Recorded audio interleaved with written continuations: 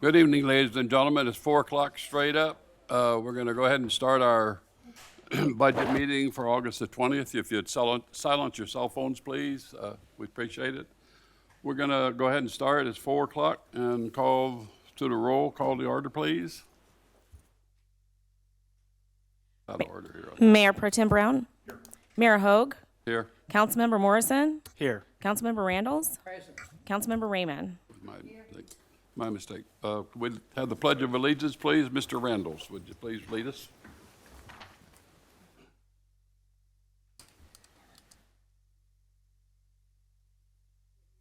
Pledge allegiance to the flag of our United States. Pledge allegiance to the flag of the United States of America and to the republic for which it stands, one nation, under God, indivisible, with liberty and justice for all. Thank you, Rocky. Okay, first order of business is public participation, and we have some cards. Bill Hodge. Good afternoon. Questions are more or less just curiosities, just trying to make sure I understand what's going on. On page 7, there's like a little over $1 million from a TIF fund, remaining over $3 million transferring from general fund. So is that general fund money, is that the loan money? And then the TIF money each year is going to pay that down? Is that what, I'm just trying to understand, because it's, been advertised the CRA funds is paying for this, but yet, and that's what it says in the following paragraph on page 7.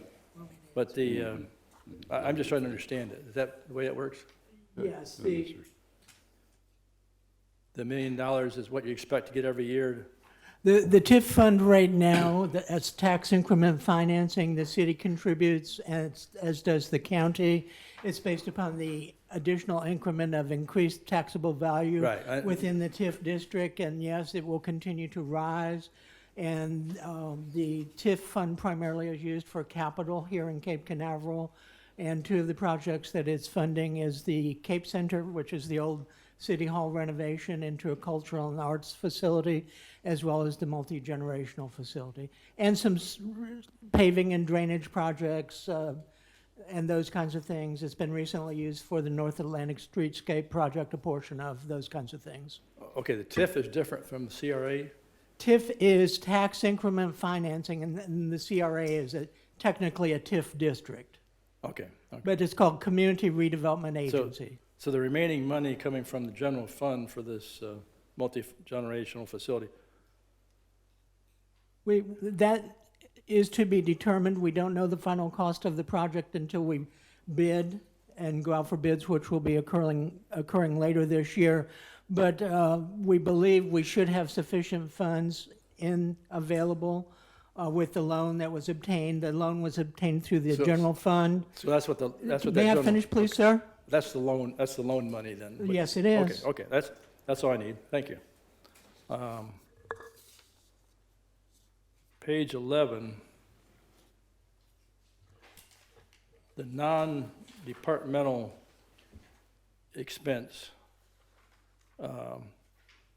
is a lot higher than it's been, like back in 2016, 2017. Can you explain why that's so much? It used to be like, a little less than $2 million, now it's up to almost $6 billion. It's kind of a catch-all category for various projects and activities. But what caused the big increase? I mean, just more people? Why don't you ask me a specific question, because again, there is a budget item on that. Okay. Have you looked at the actual budget to see what it's being expended for?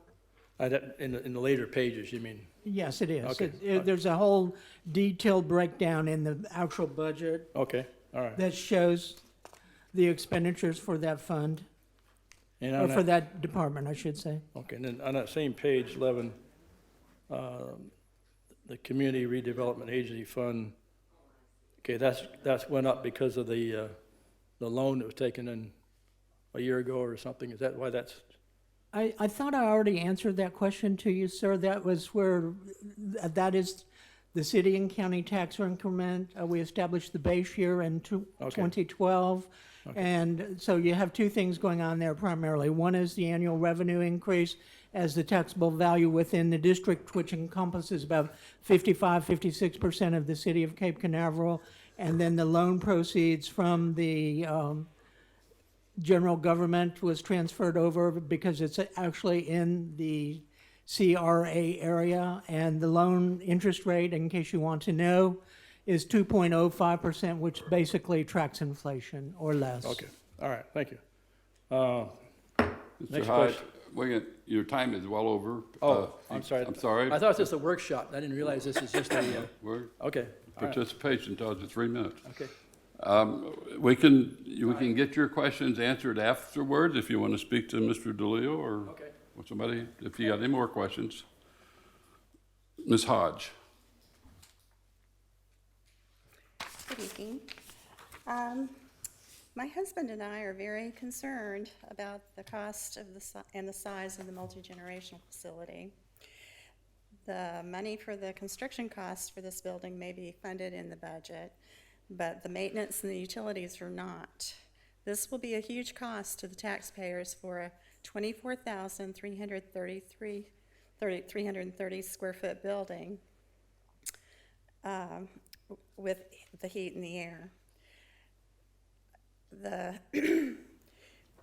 CRA funds for this facility does not appear to be what they were intended to be used for.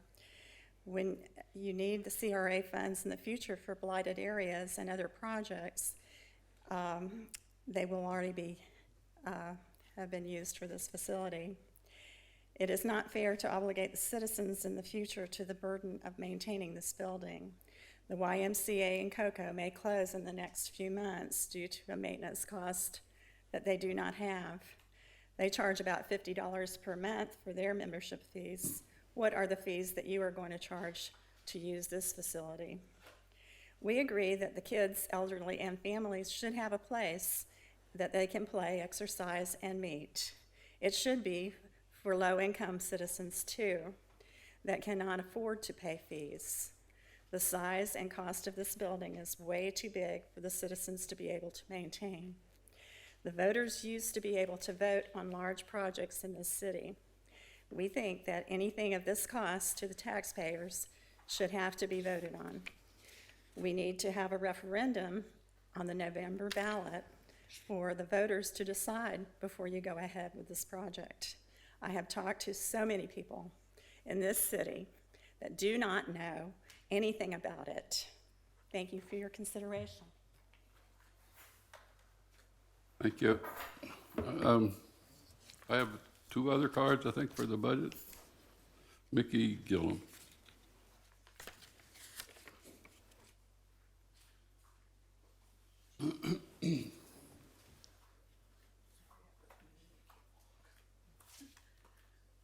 Hi, Mayor and Council. I just had a question or maybe a suggestion. I don't know if y'all know, I do a lot of work with and for the veterans in the area. And we just did a celebration of life at Veterans Park a couple weeks ago. And being there for a time, and we planted some plants and did some stuff in honor of our veterans that have passed away. And I noticed how awesome that park is, and how the natural trees and everything there are beautiful. And then I noticed in the budget that there's $500,000 allotted for sculptors and other things that are happening there. And I just thought, you know, we're taking on the debt for the multi-generation center, or maybe we could just spruce up what we have, add some picnic tables, maybe replace the ones we have out there that are going bad. Maybe add some information about local veterans that have served, and maybe put that project off until later. And more families would use that area if we had more barbecues and picnic tables, and it's beautiful under the trees and everything. And that was just my thoughts. We have the chess game thing out there, we could put a cover over that. I'm sure more people would use it with the shade thing. But our parks are beautiful, and Gustavo and Josh are doing a great job. I just thought that that maybe park could be used more for veterans and their families and celebrations of life, which were really nice out there. Thank you for your time. Thank you. Thank you. Ray Osborne. Yes, my name is Ray Osborne, and I want to turn to page 48 of the budget there. And I want to mention that I'm representing myself as a resident at 209 Holman and not as a candidate for the city council. And I was looking at the debt service, and I'm trying to be a little imaginative about this, and I just wondered if any of the city council members might have checked on this before. And I noticed you're using a capital improvement revenue note, and I wonder if there's any possibility of using municipal bonds at all? Maybe with a municipal bond with a cyber currency, Right. cryptocurrency? I can answer that question, yeah. Municipal bonds typically would be more expensive. What we're actually doing is a source of municipal financing through a bank. It's Okay. Hancock Bank. Yeah, The what bank interest is that? Hancock Bank. Hancock, okay. Yes, and they're very active. It was for a 10-year period. The interest rate is 2.05%. And what you will find if you do some research is that municipal bonds will be considerably higher, plus the issuance cost will probably total in the $300,000 to $400,000 range by the time you go through the entire process. And current law allows cities or governments to borrow up to $10 million a year, and the bank gets, it's a bank qualified note. Okay. And trust me, I've been doing this a few years now, I believe you have, yes. and you will find that we're getting excellent rates on our financing programs. We have the highest loan rate the city has right now is 2.05%, and if you do the math, that's approximately inflation or less. I think our Federal Reserve Board would love to have inflation come in at 2.05%, because one of the concerns that they continue to express is the rate is not in the range that they would think would be appropriate for our economy. And so what we're doing actually is our financings are, generally speaking, very, very low issuance cost as compared to what it would be with municipal financing with bonds as such. And then additionally, we only do 10 years, and what you find is the typical municipal bond is more like 20 to 30 years. Okay, And so we're paying down the debt very quickly. okay, I appreciate that, and that's good. and Oh, I maybe have I'd a like to- comment too about this. Go I'd ahead. like to make a comment too, if I can. Let In Mr. regard to Osborne- this Let Mr. question? Osborne finish so we don't use his Can we time. make this an agenda item later? Because this is just public comment now, right? Is that the right protocol? I don't think it requires an agenda item. If you'd like to come in and talk to our finance director or me, Yeah, Ray, I would, because, with municipal bonds, it gives the opportunity for the community to invest in their own buildings and also get tax-free interest too, so. Ray, yes, I know that. Okay, I know. I'm just saying to And people who I'm may not telling you know. that usually the bonds, municipal bonds, hardly ever are bought by the typical Okay. city or county government. They're bought by institutional investors to get the tax-free advantage. Okay, well, fine, I didn't want to cram it down everybody's throat, just a suggestion, I thought. Well, might do you be want to worth pay looking at. more money for a municipal bond? I mean, we can show you precisely the estimated cost. No, I just asked you if you researched it, and Uh, if you have believe done, me, that's I fine. have, yeah, yeah, I'll I rest my have. case, thank Answer you. his question. Thank you. You through, Ray? Are you, because you are through, the timer's over. But when you ask a question, you need to demand an answer or want an answer. Okay. You're gonna get an answer and it's gonna use your time, so. What's the question, sorry, Mayor? You asked it about bonds, that's what I'm saying. Well, I just wondered if it had been researched and if you would research it as you're moving forward, but if it's already been researched, I that's believe we fine. researched it or we would be there.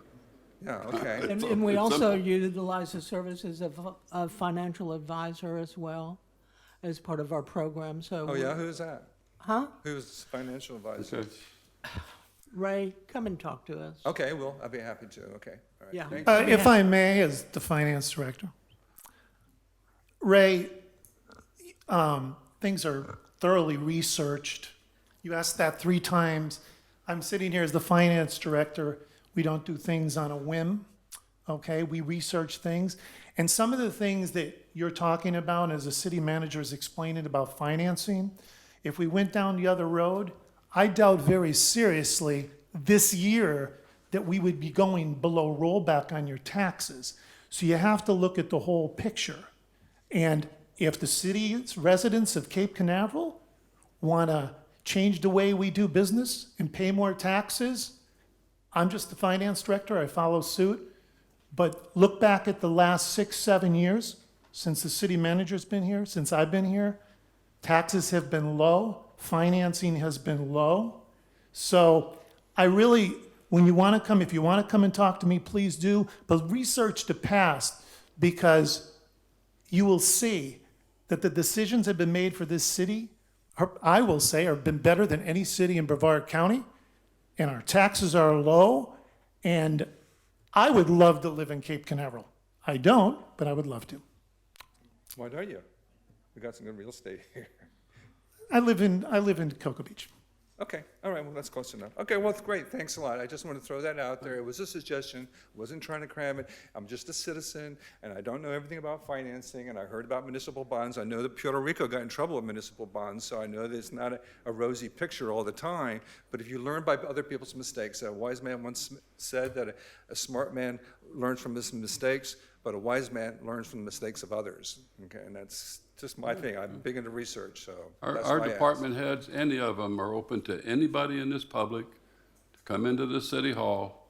If you want information, like you're asking tonight, and Mr. and Mrs. Hodge, whatever, any of these people, the directors, even this gentleman would be happy to answer a question. But it's All you okay. gotta do is come in. Mayor, But, Mayor, yes, sir. Can I say something? But it's okay for me, for a citizen to come up to this microphone here and make the suggestions. I kind of feel a little attention Yeah, but here it on feels, this issue. in the way the laws are set up, it's kind of pushy too, is what I get all the time, is we don't get enough time. Well, I didn't set the 3-minute limit, and if we don't keep the limit, then we'll be here till midnight, 2 o'clock in the morning. But it's very simple with all the questions that you really want to get deep into the thought of it. Just go to one of the directors and they'll spend all the time with you and explain it, and you'll probably be finding out a lot more information than what you asked. Yeah. But it's really serious. I'm serious. listen, I'm not trying to be snide or cut you short. listen, learn. I'm just saying the 3-minute time limit, and I get emails from citizens. You let people speak past the 3 minutes too long, da, da, da. Which I you only ju- try which to you be- just have, by the way. I only try to be congenial Got to to the admit, public. you guys took up most of the time. You've while been, you've I'm up been here. 7 Yeah. minutes up here already. Okay, Not that I'm that's- timing it, but you've been here 7 minutes, and I'll probably be getting emails again. So I try to give everybody their ample, and I even let Mr. Green answer your question, and when you ask a question, it's gonna have to get an I'd answer, like and to hear that's from eating your Rocky time. about the issue. Could I because he's pretty please smart make a comment finances. about this? Yes, we're gonna let you comment. I'm gonna let her comment, and then Okay. we're gonna move on. All right, Go thank ahead. My comment is, I just got back from the Florida League of Cities annual conference. That was Wednesday through Saturday. I heard it was good. And on Saturday afternoon, it was late, and most people just were getting ready for the evening, I guess. Doug and I sat in on a question and answer period, and they had all of the chief people who do all of the work with Florida League of Cities, the administrative staff. And there they had the chief financial officer. And people were asking all kinds of questions about wastewater fund, stormwater fund, building fund, CRA. It was just whatever was on their minds. And it was really interesting. The chief financial officer, when he was answering one of the questions, said, anyone, any of you out there, if you ever have a chance to get a loan for less than 3%, run for it. Don't walk, run. And this is what we just heard. That's what I that 2.06, is that correct, David? 2.05, Anyway, though, and 1.99, some of and the other about loans were only 1.6. 1.9, and this, you can't get a better rate on this, Ray. This is really a wonderful rate. But the chief financial officer for Florida League of Cities, that was his statement. So I just want to tell you that that's coming from some of these administrative people who have done beaucoup research. Okay, it's Thank you. 1.99% according to page 48 That's of the budget. for one, yes, and Yeah, then the other, I okay. think, was 2. And the other one is 2.05, Ray. Thank you. Pardon me? The other one is 2.05. Okay. You can't get that from anything else. That's Thank you. Great. Well, thank you for your time. Thank you. All right. We're going to move on. Public participation is closed, and we'll move to discussion up to the council. Council.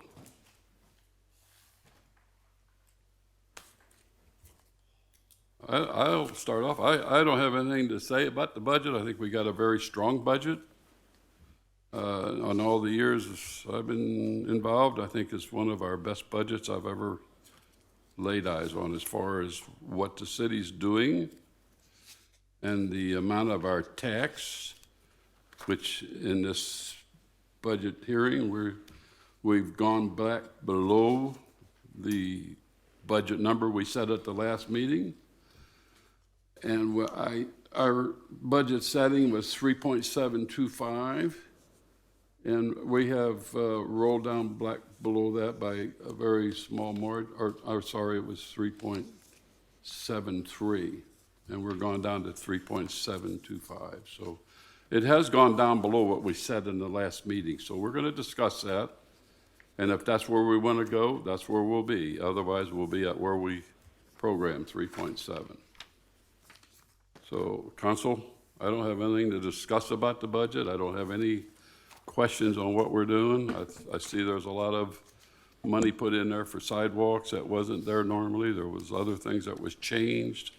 We're working on the sidewalks. I know there's some issues on some of the places where we're gonna do the sidewalks, which is gonna probably be something that we'll have to work around. And I think we got a very good budget.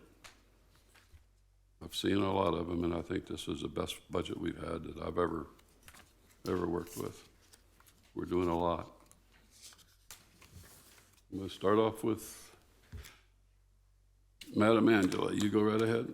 I'm very optimistic. I think that the city is moving forward, and we're going to continue to move forward. I think that we're taking care of things before things break down. There were things that needed to be done. We have done it. I think that most of you have seen the stormwater project and things that went on with wastewater, fixing some of the streets that need to be taken care of. And I think that's a good thing for a city. I'm very proud of our city. I think we are trying to take things ahead of schedule. And I think that's what this budget reflects. I've read through every single page. Yesterday, I had an hour-and-a-half meeting with our city manager so that he could explain things further to me. I had some questions that I had to have answered. And just like every other resident in the city, as we've said here, that you can just come and sit down, and if you have a question, get your answers, because I had several. And I've never worked with a budget like this in my entire life, because that's not my background. I think most of you know I taught English, Lit, and language, and as I said, this has been a wonderful education. I now understand how the budget works, and I think we are doing a great job. We're able to afford this, and it's at a very, very low interest, and we need to upgrade. Everyone else, every other city, when I go to Space Coast League of Cities, they are envious, and they tell me that too, and I've heard it over and over again. They just don't understand. How are we doing it? Well, we have to thank our city staff for helping us to make such great progress. Thank you.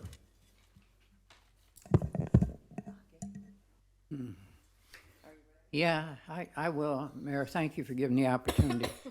I sometimes, in speaking to homeowners or condo meetings, ask, how come a city manager does this?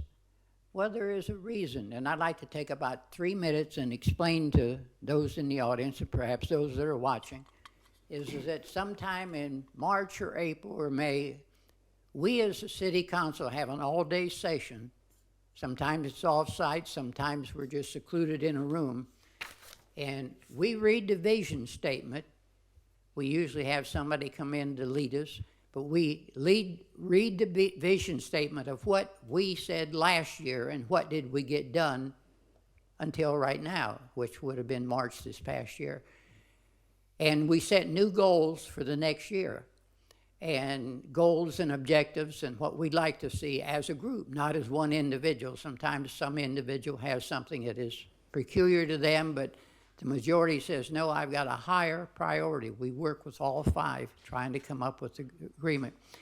When we get those marching orders, I hate to say that, but when we get those ideas that we want to implement the next year, the city manager and his staff, incidentally, the city staff is all there with us listening for it and making notes. It's up to the staff then to put some figures with these items that we want, whether it's replacing a lift station or putting sidewalks on piers. Whatever it is, they come up with a cost. They give it to the city manager. He prepares a budget of what it's going to cost to do the things that we want done. And that's how the budget originates. It's about 3-4 months. It starts in June, I guess.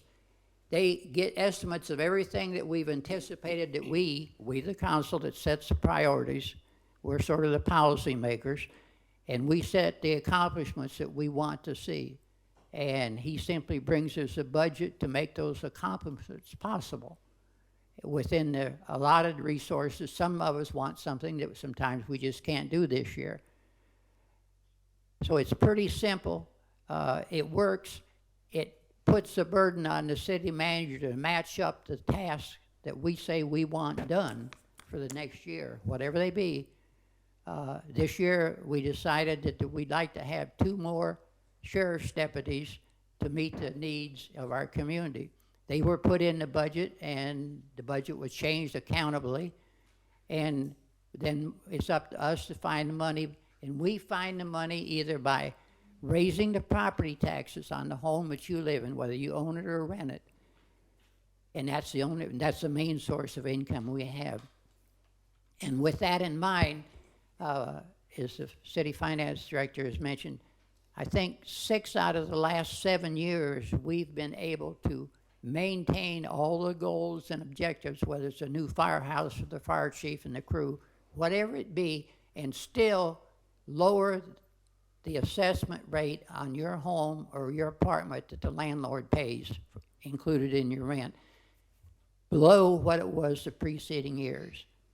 So all these investments that you see, and many of them, the joke kind of is, you know, what'd you do with all the money? Well, we buried it.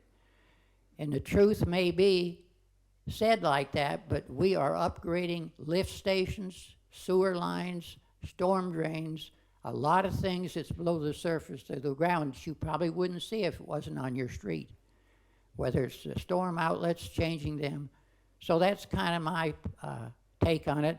I had some questions. I went to the city manager. We had a after-school talk for a couple hours, and he explained the things to me.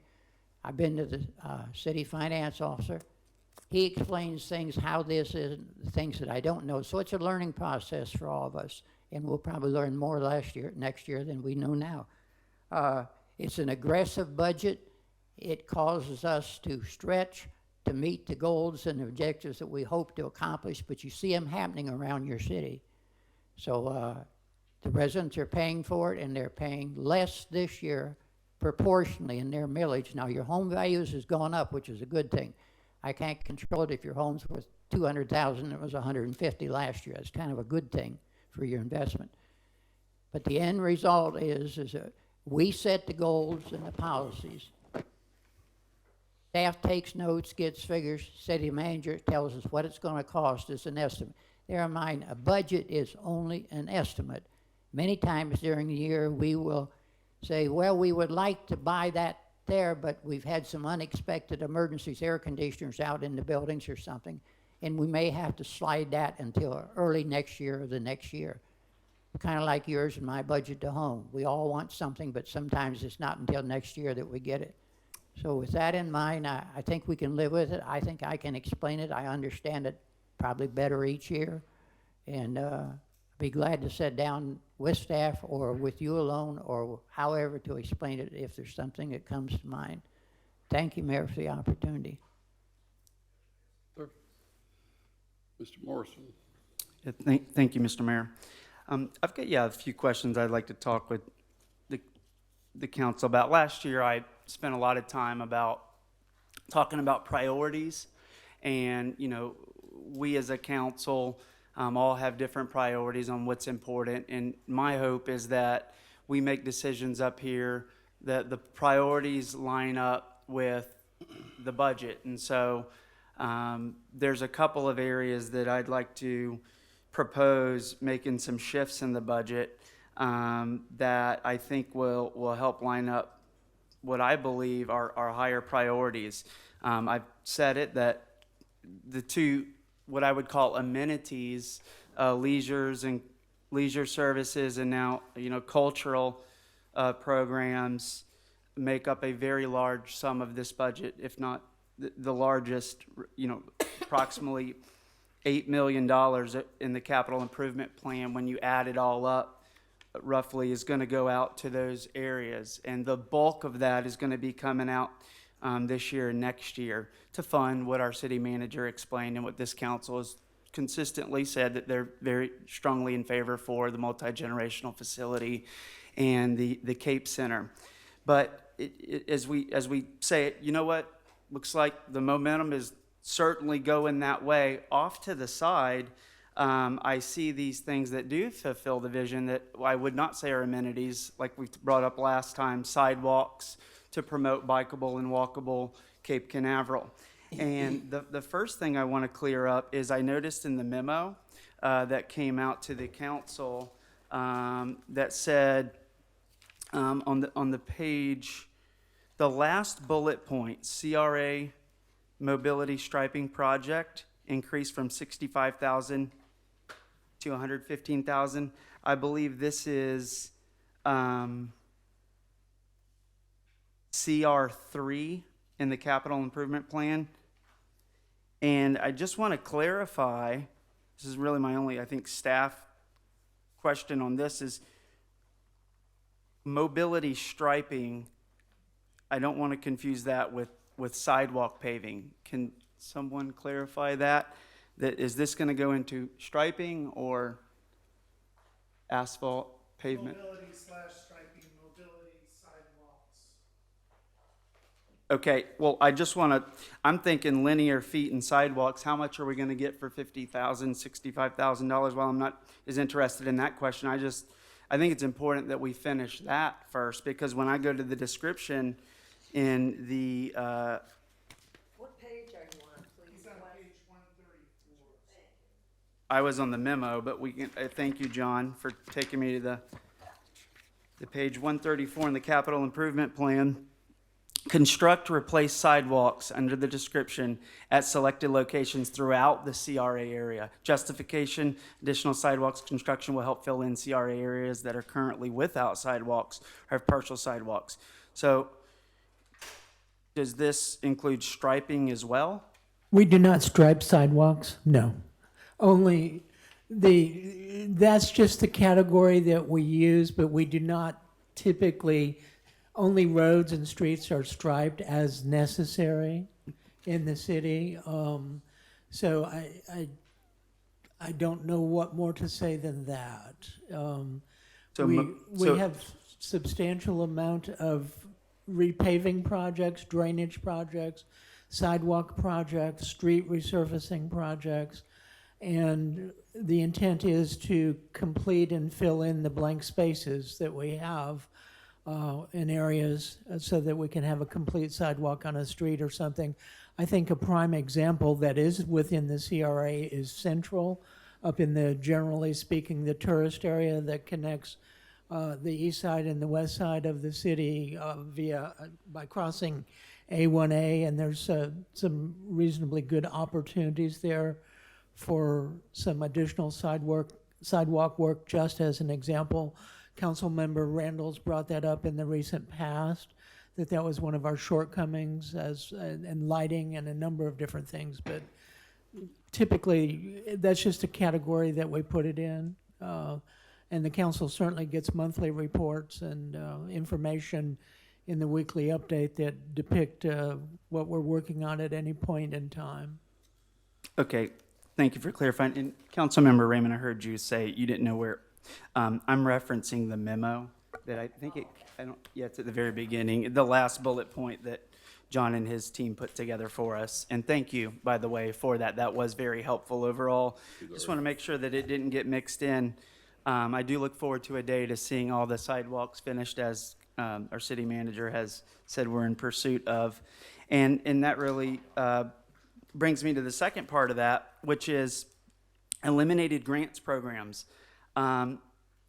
This, if I understand eliminated grants programs, is if this is referring to the CRA matching funds that we were looking to put, I think in an earlier CRA meeting, maybe the last CRA meeting we were in, this council, board, I guess the CRA board in that meeting, reviewed a draft matching grant fund. And what this is it's a, since CRA funds through TIF, tax incremental financing, can go towards improving blighted areas, it's not limited to just the public sector. That private sector, wherever you see blight, and it's consistently an issue through surveys, through the old visioning, that there are blighted properties. Well, those funds up until this date have been exclusively used for public properties, and I understand the justification there, but the idea was,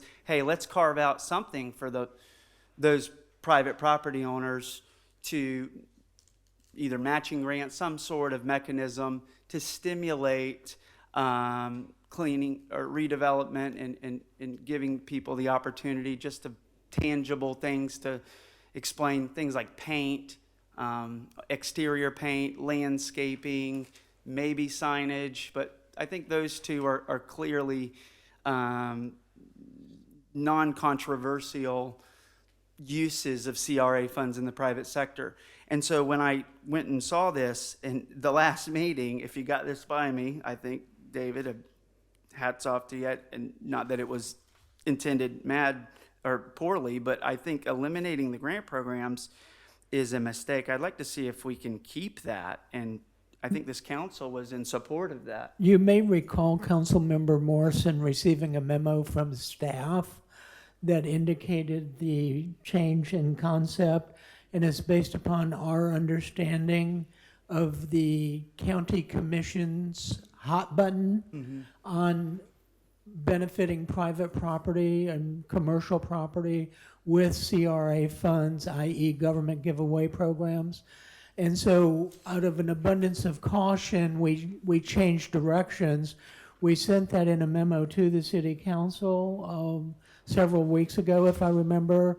And it's our understanding that the county commission as a body, and we use 50% of our CRA funding comes from the county, that they are opposed in general as a body to the monies benefiting private property. Is that correct, Mr. Morley? Yeah, and others. As you've attended those meetings at the county, they've been raising issues involving O'Galley and I believe Melbourne and some of the other cities as well. So out of an abundance of caution for this council, we changed that and sent you all a memo on that, I think a few weeks ago. If I may add, Mr. Green, that agreement, the interlocal agreement between the county now and the CRA with the cities, now they're holding us to that CRA audit, which our auditors have to do at the end of every year. So, I mean, they're really looking at this money really tightly, so we have to make sure that we use it correctly, you know, because otherwise, I mean, they're just waiting for some city to slip, you know, to misuse it so they could have more justification as to why to pull it away. So, you know, the city has done well. The past year, we had to provide, the auditors did the audit for the county. It's going to happen again. It's going to happen every year now till the CRA expires. So all eyes are on us. Okay, thank you both for that explanation. So there really wasn't a trade here. I mean, taking from one and giving to the other. Where did the $50,000 come from if this was already gone weeks ago? The $50,000 is contained in the budget. If you look at the proposed budget under CRA, it was in there under initially. And then as we update the budget during the course of the review, we switch that $50,000 over to hardscape projects to avoid a confrontation with the county, because we just don't have the time or energy to engage over something like that with the county. And that seems, Todd, you need to step up to the plate here and tell how graphically and clear this issue has been expressed to you by the county, because you are representative to the county on CRAs, and I didn't think you made it clear enough. At least it's not as clear as you made it to me. I'd be glad to. I met with Commissioner Lober right here in this council chamber probably 2 months ago, and he made it very clear that one of the things that he targets about the CRAs, and these are his words, are the private property enrichment programs or grant programs. He said the reason Cape Canaveral did so well in our agreement with the county was because we had only funded public infrastructure projects. And he says that makes us the poster child for a good CRA. Okay. And there have been other county commissioners that have expressed similar Yes. comments at county meetings. At county Am I meetings. correct on that? That's correct too. Yeah, and I think, and it's just trying to avoid a scrap, to be honest. I understand. Yep. And thank you for explaining that. Hardscape is a safer replacement. I understand. I'm getting a little feedback. Is it? Okay. Thank you. Okay. That concludes that section. I got a few questions here as far as priorities and some ideas. This is a workshop. Some proposals here. In regards to thank you, Todd. In regards to the beach crossovers, I see that we have $35,000 going into that this year. This is something that I've shared with staff. I've gotten a few complaints, and personally, Josh has helped me understand the challenges he's overcoming to work through and do it the right way about how to make these more slip resistant. I haven't gotten an update on that lately, but the last I left off, they had a very good grasp on their approach moving forward, which makes me happy, because if you've been on those crossovers, a little bit of sand, not the right pair of flip-flops like I bought, and I was slipping, and then some citizens had the same complaint. And the pitch of the beach crossovers help that as well. And so the goal was to, I think we have 15 beach crossovers, and with 35,000 going to it, I feel that we can finish these knowing that we're going to have more pedestrians coming to Cape Canaveral with these rocket launches. I think the beaches are hands down the most populated place in Cape Canaveral. They take a ton of traffic through there through the holidays. And again, the rocket launches and more people coming out here, having those from a liability standpoint as safe as possible. The trade that I'd like to talk to council about and have staff weigh in, whoever wants to participate, Mayor willing, is there's a city entrance signage for $52,000. So just to point everyone on what pages I'm at, I'm on page, I am 3, let's see, 1, thought I had the page number. Page 116. Thank you, John.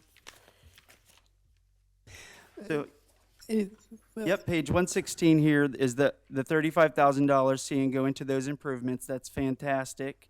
And then we see these other ones scheduled to go out in the future. And so the thought was, can we push the sign, the entrance sign, and so everyone knows the proposal is to get a new sign down by Grant, I believe, right near Yogi's property. There are 2 signs on the south entrance coming through there. Signs are nice.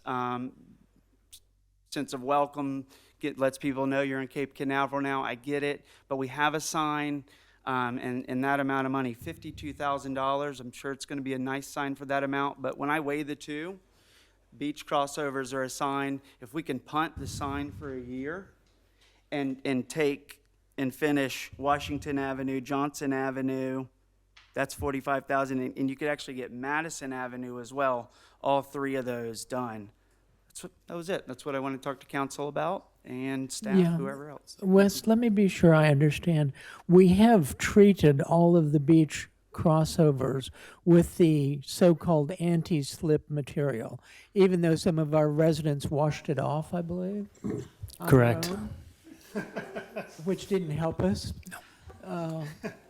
They did that, yeah. But anyway, my understanding, and correct me if I'm wrong, is the beach crossovers are based upon need primarily, and that as we go through them, we're doing what we can to lower and change the grade as well on the crossover. So from a safety point of view, first and foremost, I am not aware at this point of any safety issues involving our beach crossovers, that we did go ahead and surface them such that they're as anti-slip as we understand possible, based upon our research. Secondly, some of the crossovers, we have basically one employee that dedicates his time to rebuilding and putting in new crossovers. And so on one hand, it's a monetary issue, and the other is a job assignments to do it hopefully in the most cost-effective manner. Is that correct? Correct. And so if the council wishes, we can do more financially, but we do not wish to contract those out and increase our cost. So there's kind of a trade-off. We have dealt with the safety. We're dealing with the most cost-effective way we know to improve the crossovers and change the ones that need the work the worst, shall we say, and slope adjustments and everything.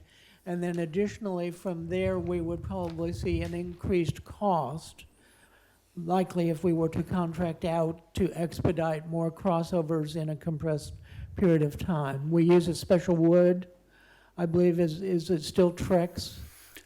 Yeah, it's a composite recycled wood that's supposed to last a lot longer, and they are done based on need.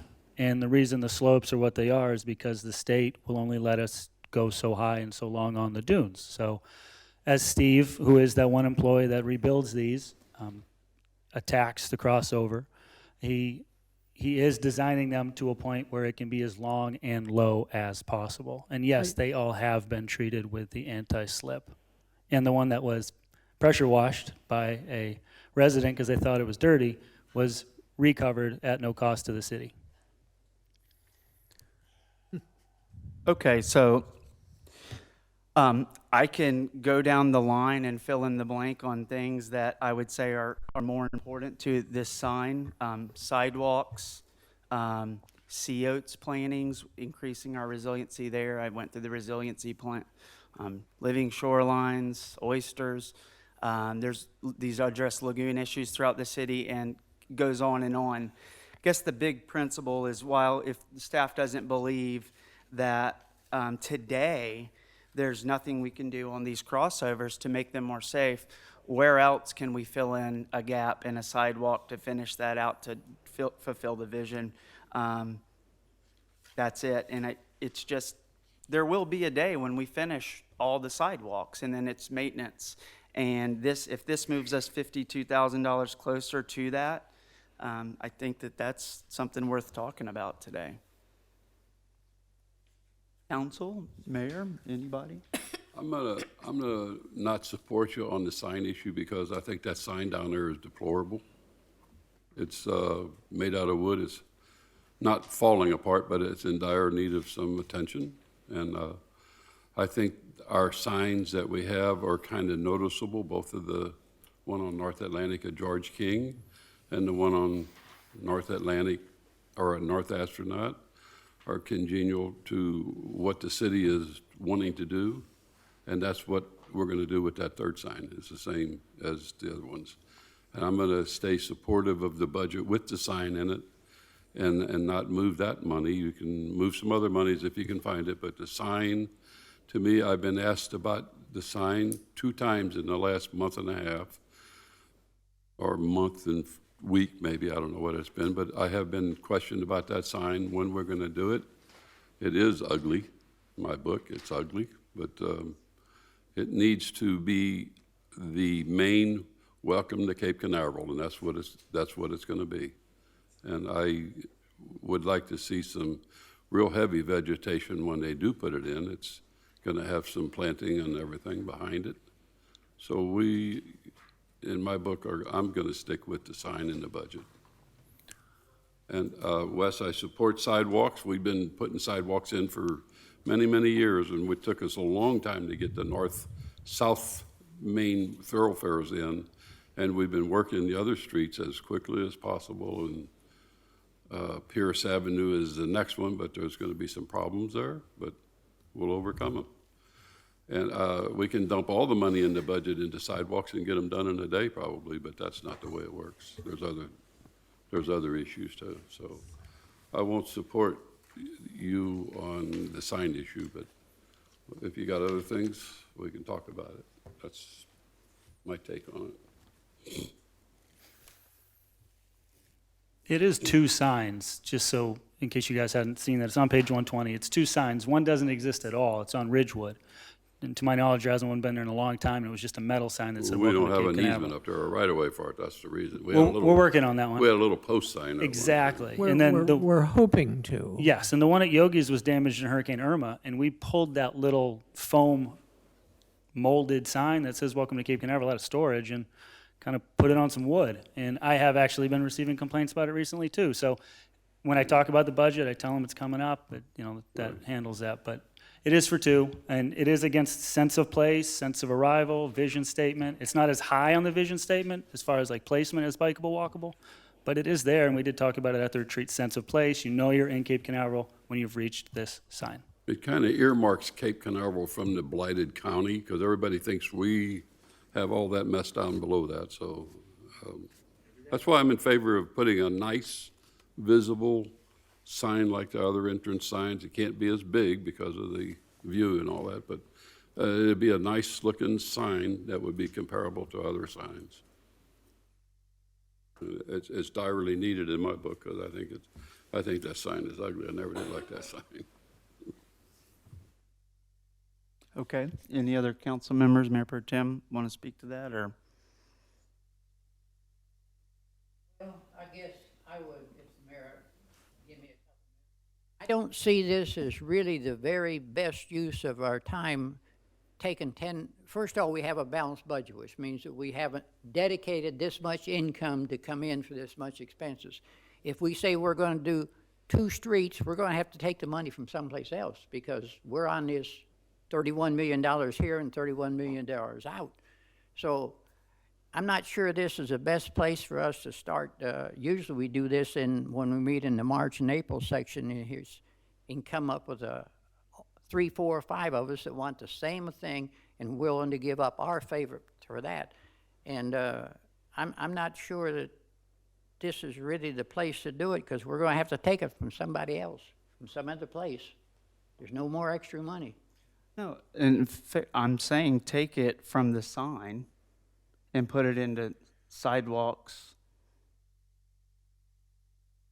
Remove the 52,000 or 26,000, do one sign instead of 2, or and get $26,000 a sidewalk. So I think this is the only place for the council to come together and to have this conversation. I don't think David Green's going to be presenting in staff a new sign and the big, we think big in those projects. Yeah. Those are $5, $6 million projects. So this is, to me, doing what I think Okay. you said. Does that make sense? I understand what you're saying. I don't agree, but I understand it. Okay, well, so it sounds like you're not for that. And Councilmember Raymond, Mayor Pro Tem Brown? Okay. I don't really have much of a comment on this. I think this is a well-thought-out budget. And I know that our staff has worked very hard on this. And I think what Councilman Randall was trying to say was the time to talk about one priority over another is when we have our retreat in March. And that's when we talk about our top priorities. I'm not, and I made it clear that sidewalks and walkability was one of my top priorities there. I'm not gonna, All right. this is the time to talk about the budget. This is literally called a budget workshop. And so, correct me if I'm wrong, but I don't think there's anything wrong with this conversation. So, knowing that, we can move on. Thank you for all of your feedback. The next thing that I wanted to talk about was the mobile power, solar power station for $20,000. If this is something that council would be willing to move, as Mayor said, find money elsewhere. To me, I'm very interested in this, and I think it certainly has its benefits. But we have, again, sidewalks. This is another $20,000 to be used, I think, for other projects. However, if you're going to apply the same logic as you did for the sign, I don't want to waste either one of your time on this. I guess I see, thank you for thinking that was, but I think I see this budget workshop as a method of explaining to perhaps the people at the home, the people watching, or the people in the audience, not so much as taking something from me and giving it to you and taking from her and giving it to me. I don't see that as our main purpose in coming for a workshop. We're not designing the budget here. We're trying to explain it. I didn't run for office to be to repeat information. I ran to get into work with you, who I have a lot of respect for, Yeah. and every single one of you who I have a lot of respect for, to work together, hence workshop through it. And if we have, maybe I can be enlightened, but I think that we are completely opposite on what this is intended for. Yeah. If this was intended to be an explanation to the public, well, then let's have John and or our mayor stand in front of a video camera and give a presentation. We don't need to be here. We are here to work through priorities, to understand and to receive the presentation as we did in workshop 1, to answer any questions. And I think that if we are saying that the strategic planning is the time to get all of our priorities, we don't get down to this level of detail. And so I can't go, the council is who I have to go to say, hey, can we shift some money over? Maybe I'm missing when this Yeah, I opportunity would think- happen. I think the difference is, and we've had this difference before, Councilman Morrison, it's a difference in process, the way that we see process. And I think that's where the little bit of a conflict is coming in here. But it is definitely the difference in process and how we think about process.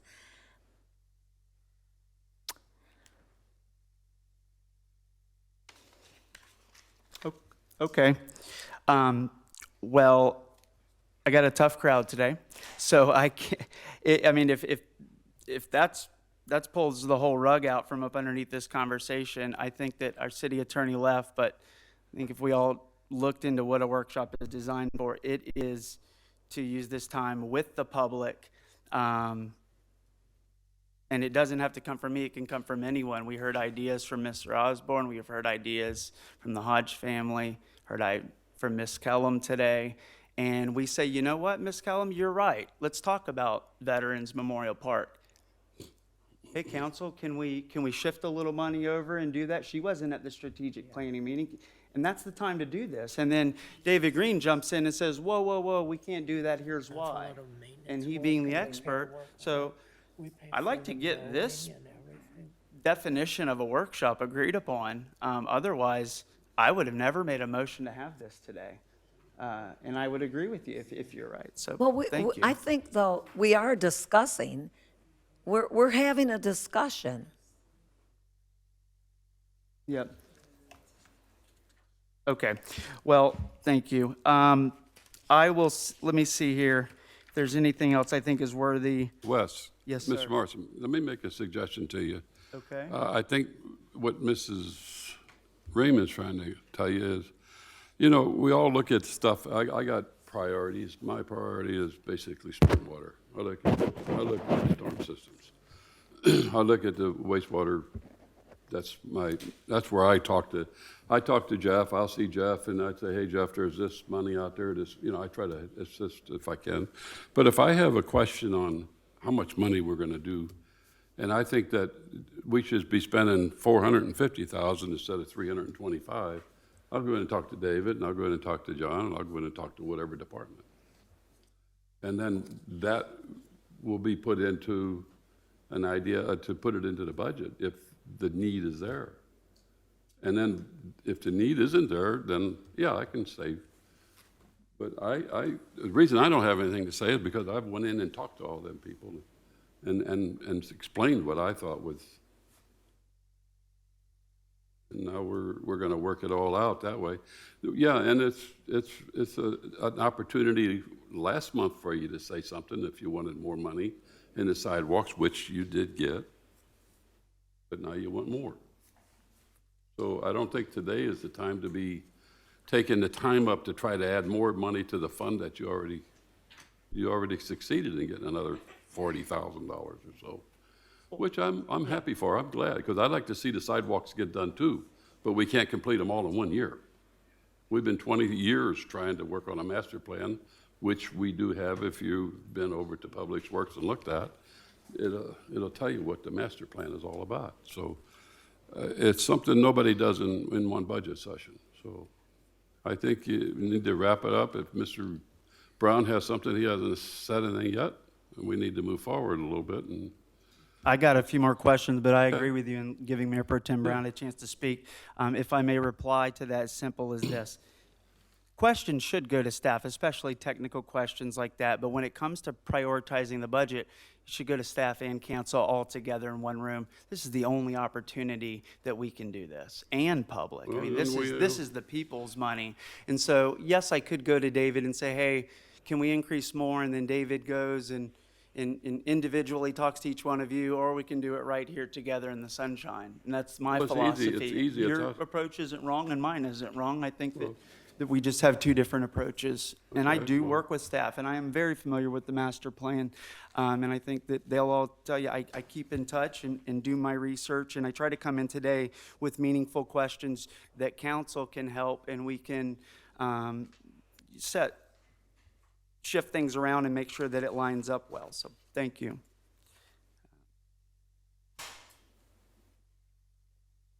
If I may just try to add some clarity to this conversation, we're spending almost $4 million on sidewalks, streetscape improvements, paving, drainage projects in the city.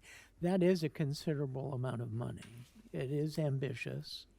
And certainly I respect and understand that if council wishes to ask us to do more in that area, we will do our best to do more. But I don't want anyone to have the impression that there's not a considerable amount of money for paving and drainage and sidewalk projects.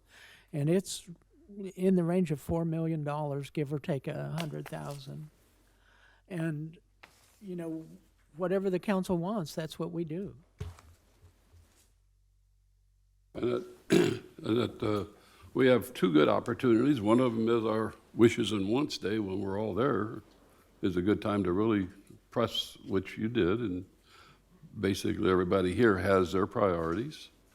And then when we have 4 or 5 months between to talk to staff and go in and request, you know, hey, could we do a little bit more here, or a little bit, whatever your wants are, yeah.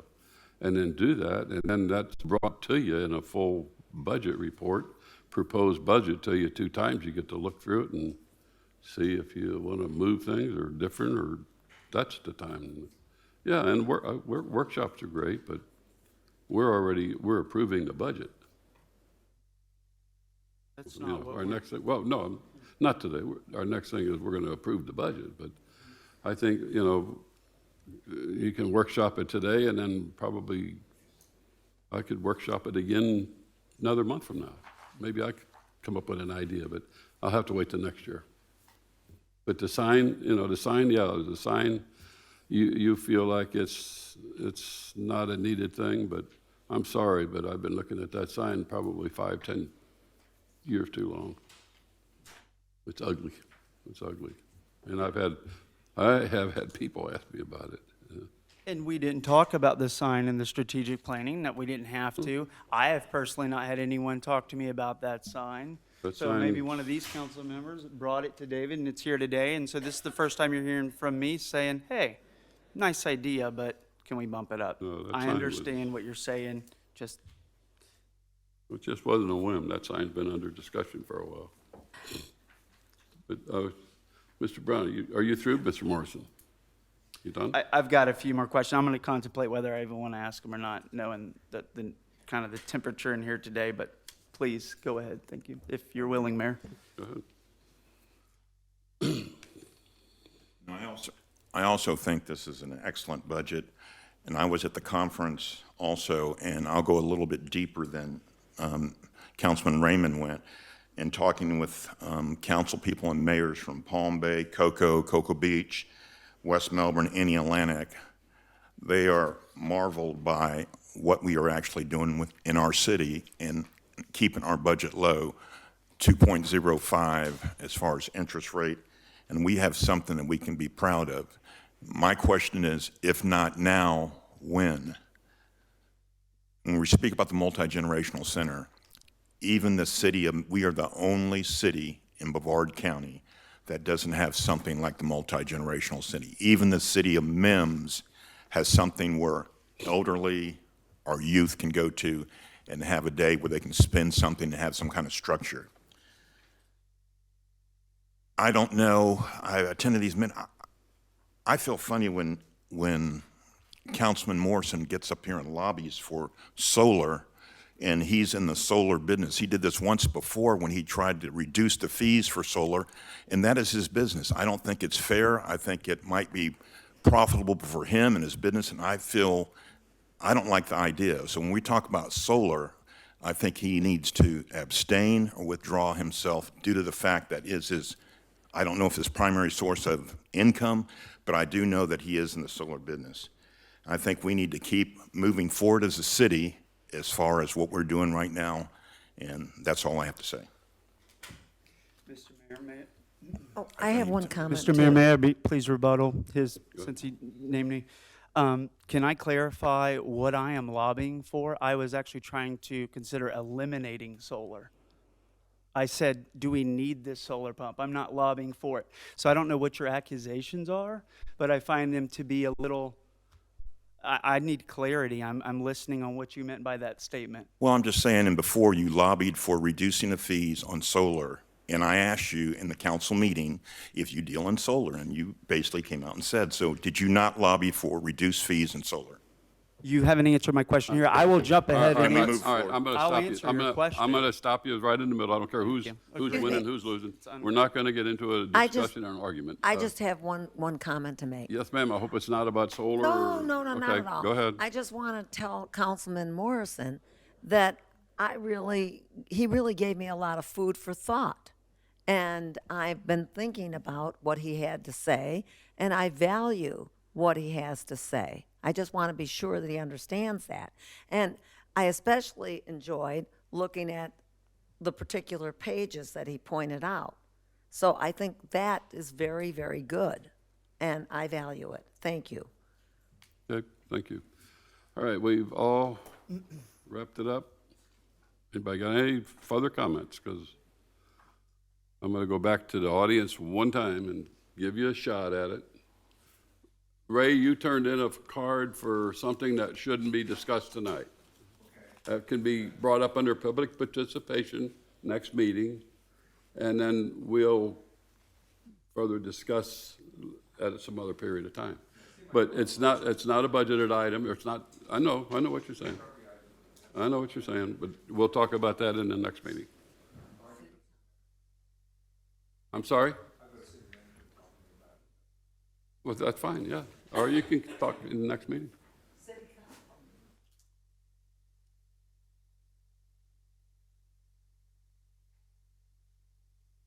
I have one for workshop budget priorities. Mrs. McDonald, Felicia. That would be Felicity Hi, McDonald. how you doing, ma'am? Hi, yes, thank you. I'm a two-year resident of Cape Canaveral, and I've been watching the meetings online a little bit when I can, and I'm here today because I don't know where we get to put forward our things that are concerning us other than particularly coming here, and I don't know what the process is. So I want to actually thank Council for the discussion in a workshop fashion about small adjustments to the budget on things that some of them interest me and some of them don't. Some I think we should do and we shouldn't do, but I only live here, okay? So when I heard Council go off on a tangent about whether this was a workshop or a presentation, it concerns me that we're actually wasting the time that we have to discuss the priorities in front of the people who live here, because I don't have any other opportunity to do that. So just for the record, I want the signage as we come into Cape Canaveral because it presents us, and I'm telling you, it's ugly right now. By the same token, I've lived here for 2 years, and I'm telling you, I can't tell the difference in the pavements, what I call pavements, sidewalks, I think they're called here. So I wonder what's been done. And as a resident, this is where I come to find out about it. And this is where I hope that my priorities can be heard, but I don't want to stand up here and talk just for myself. I think that when I've come here to hear what the different councilmen say, or councilwomen, or whatever the right word is, about those things so that I can communicate with them, okay? I can open a communication with them. I have no interest in coming to the city manager and the finance manager and all this. I expect my representative to do that for me. And I expect him to come to these meetings and represent the things that we have said. And I think it's just a little bit rude to say that you should have done that in March. I don't know when we get an opportunity to hear the councilman prepare what we've had to tell them. It's not about what you want, it's really what we want. We're going to vote for you or not, and that's it. So I want to thank Council, though I do believe, Councilman Morrison, that I appreciated the things that you brought up because they are important to me. And it doesn't matter that we disagree on the signage. I think, I'm glad that we can discuss it.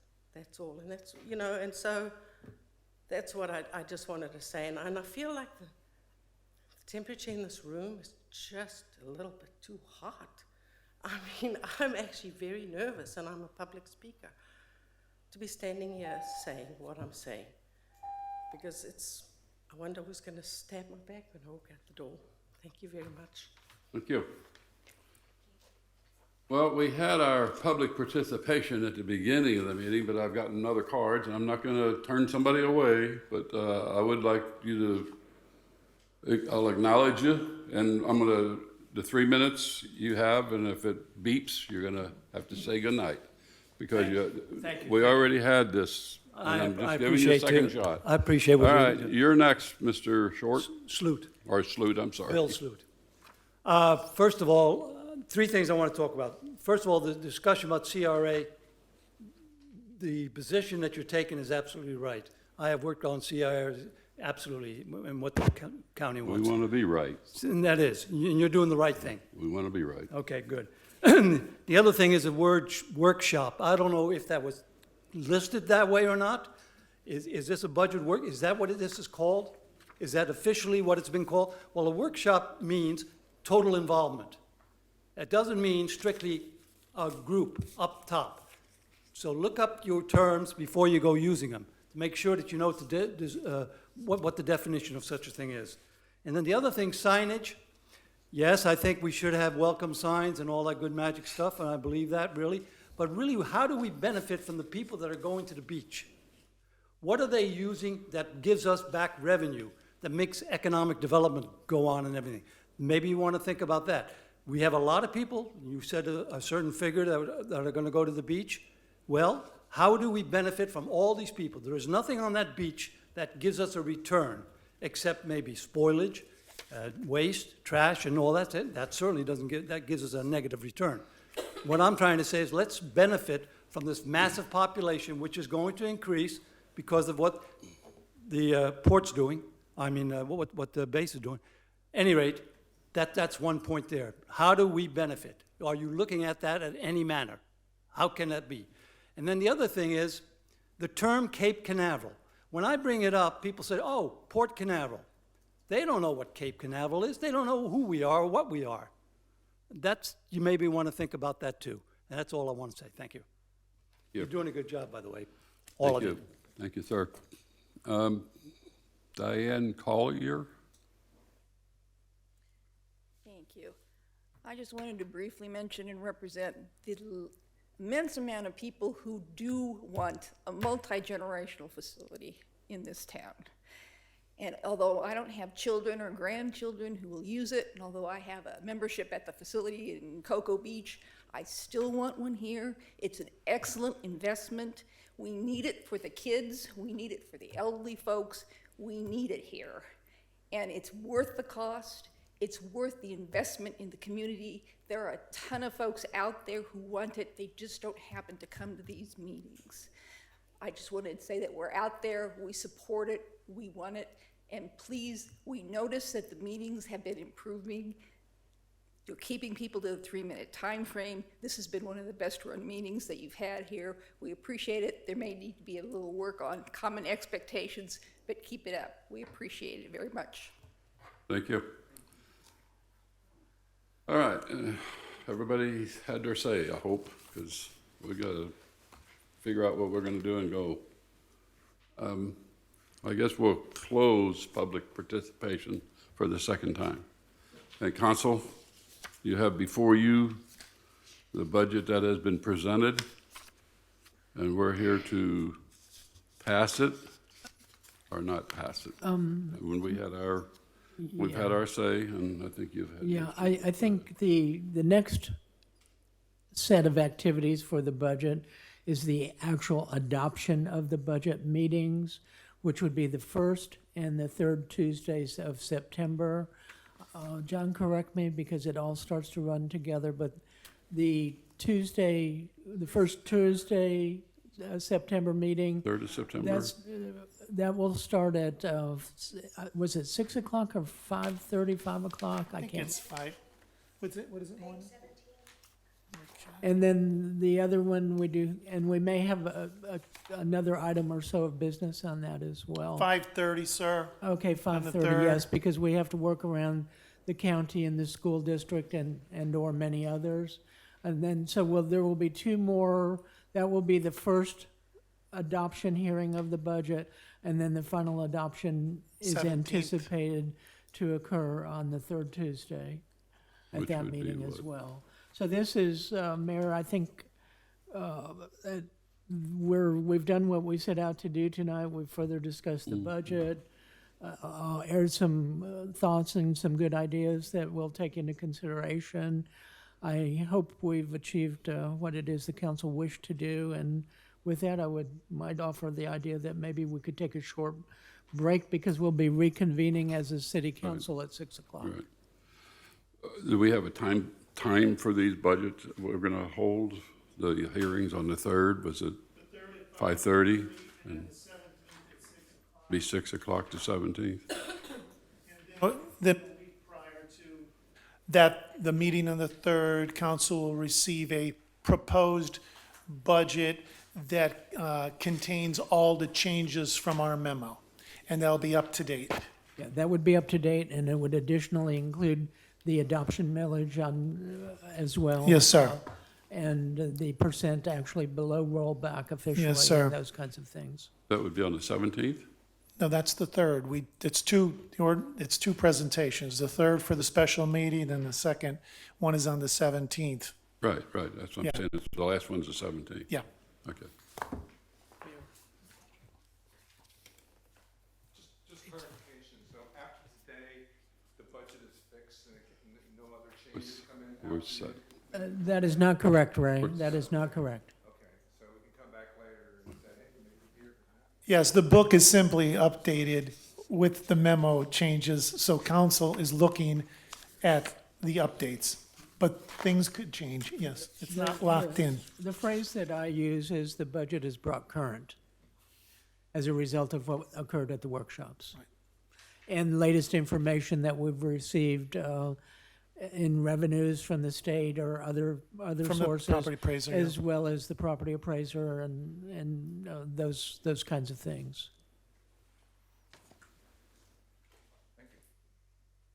Yes, sir. I heard the term workshop again. Now I'd like to hear the definitions of what is a workshop. Okay, we, and who's involved. I mean, seriously, I've got this historically in my mind that it involves everybody. And I think maybe that needs to be clarified. Bill, how many people in the audience, please raise your hands, those that spoke at tonight's workshop. That's about 50% of the public, or 60 or 70%. Does that help answer your question? To a degree, it certainly does. Yes, it does. But it also means that if a subject is brought up, like Councilman Morrison did, or for that matter, Councilman Mendel, that we could also add to that and show our favor or disfavor. We should not have to write out something and say, this is what I want to talk about, and when it's time to talk about it. We don't make that rule about writing this out. This isn't our rule. This is mandated to us to do this. So we have to do that, but, My main concern is using. okay, we don't need to be getting back and forth. I agree with him too. I know what workshop understands. I've been here for 30 years almost, and we've done a lot of workshops, but we have protocol before we go to workshops, and we have protocol before we go to meetings. And we need to follow that. And I've been burned and burned and burned by the citizens of the city about this council not following protocol. And we're going to follow protocol. So Let me see if I can help clarify a point.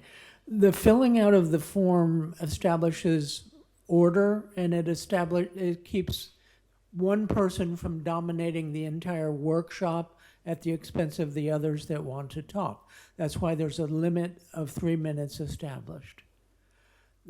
Because what if Mr. Sloot decided to use the entire time and you did not have the opportunity to speak? Would that please you or would that displease you, ma'am?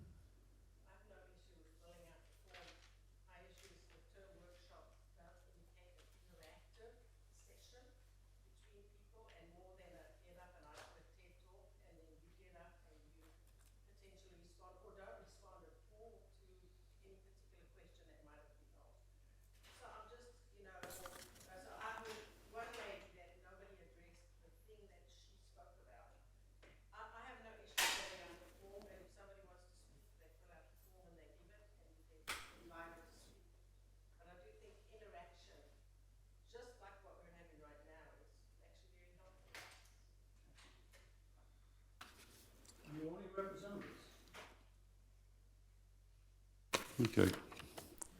Council, we're here to accept the budget as proposed for 2020 and our capital 5-year plan. And then we'll be hearing this again on the 3rd of September. If I may help, there is no action required tonight by the city council. I just was saying that we're, here to Yeah. accept this. If somebody wants to say something before we adjourn, we're gonna call it a night and adjourn. But if you want to,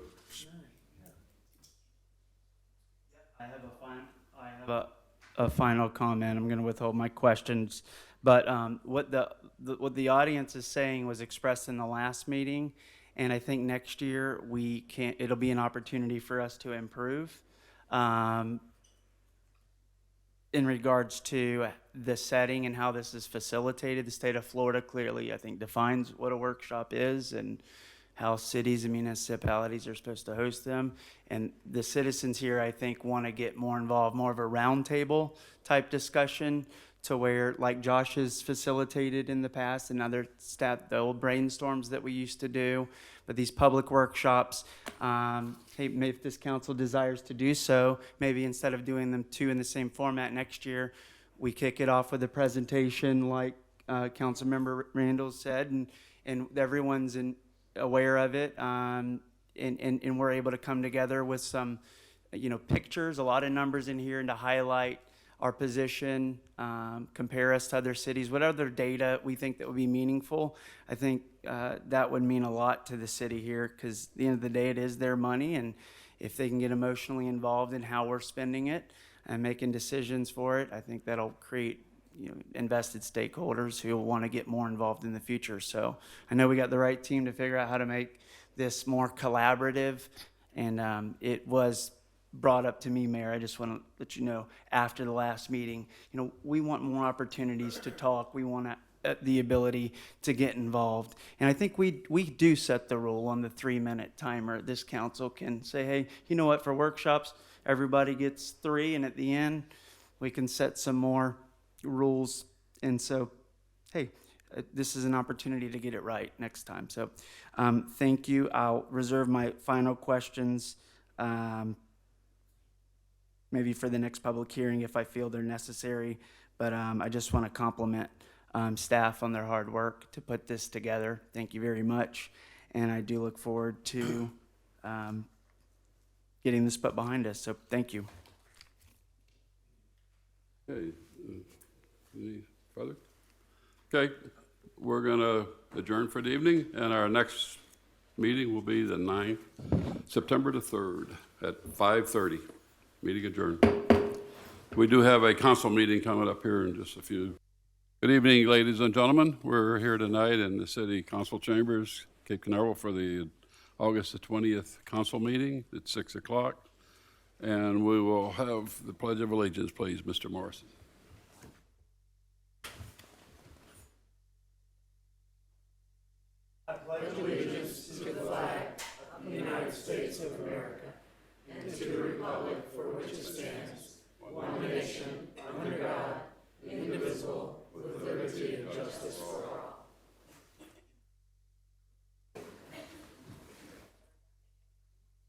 Thank you all for being here. We got something going on here. I guess the first thing on our agenda tonight is a presentation, a proclamation of recognizing Cape View Elementary School. Ms. Jill King, how you doing? How you doing?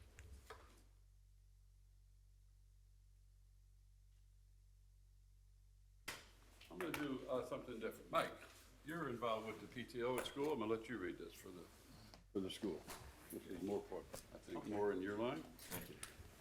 Mike is on the PTO and works with the school quite a bit, so I'll let him do that. But thanks for being here, Joe. Thank you. Sure. Official proclamation, City of Cape Canaveral, Florida. Whereas Cape View Elementary School, home to Cape View Rockets, received an A rating from the Florida Department of Education for the 20. Whereas Cape View Elementary School has a lifelong learning environment that focuses on standard-based instruction that will lead to a higher level of student engagement and improved student achievement. And whereas Cape View Elementary School work together in an innovative, positive learning environment to provide students with educational that will lead to deep conceptual knowledge and ensure a mastery of rigorous standards needed for the 21st century success. And whereas Cape View Elementary School focuses student learning on the 4 achievement components of English, language arts, math, science, and social studies. And whereas Cape View Elementary School believe family involvement and community support is key to fulfilling its mission in bringing all stakeholders together and allowing them to become more involved in student education. And whereas Cape View Elementary School believes that creating an atmosphere of instructional support and teaching rigorous standards while meeting the needs of all students will help provide children with the tools and opportunities for sustained success. Now, therefore, I, Robert Hogue, Mayor of the City of Cape Canaveral, Brevard County, Florida, do hereby proclaim recognition and congratulate Cape View Elementary School for its receiving an A rating for 2018-2019 school grades from the Florida Department of Education, signed and sealed 14th day of August 2019. Robert Hogue, Mayor. Thank you.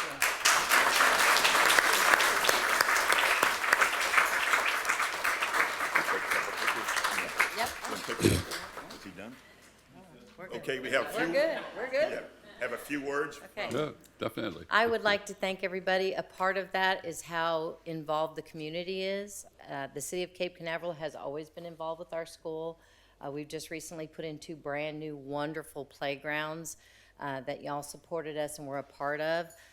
It's very important to always include and remind everybody of our vision and our mission. We are part of Cape Canaveral. A lot of our students live in Cocoa Beach as well. It's bringing our community together, and the involvement of the city is very important to our school. They show that even with our school resource officers at school, as they've always done in the past, there's the safety and security of our schools important, student play and activities important, and all of those things contribute to the educational success of our students. We cannot earn this A by ourselves. This is all about the village coming together and having the community be a part of our school. Particularly, I have to do a quick shout out for Gustavo Vergara, has been very, very, very involved in our school, and Mike Brown in our SAC committee. He sits on our school advisory council.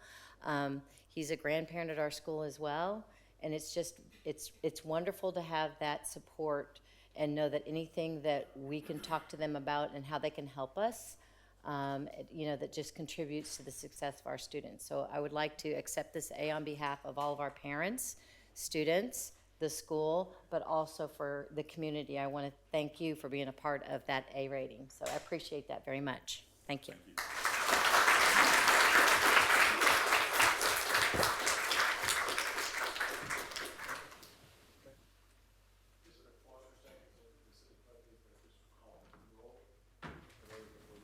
Okay, I'm sorry. Call the roll, please. Thank you. Mayor Pro Tem Brown? Here. Mayor Hogue? Here. Councilmember Morrison? Here. Councilmember Randalls? Present. Councilmember Raymond? Here. Sorry, I overlooked that. Got excited. I saw this. The thing is great. I wish we had this every night, but I know. Okay, we got another presentation, and this is going to be a proclamation to the students and change students from Kamutsu, Japan. And I'm going to have Mrs. Raymond read this one. She's been working with these students, and I would just like to personally welcome all of you. You were here last year, and good to see you all again. And maybe some of you are the same students, some of you are different, I don't know, but I'd like to personally welcome all of you to Cape Canaveral, and I hope you enjoy your stay. And Mrs. Raymond's going to read the proclamation to you.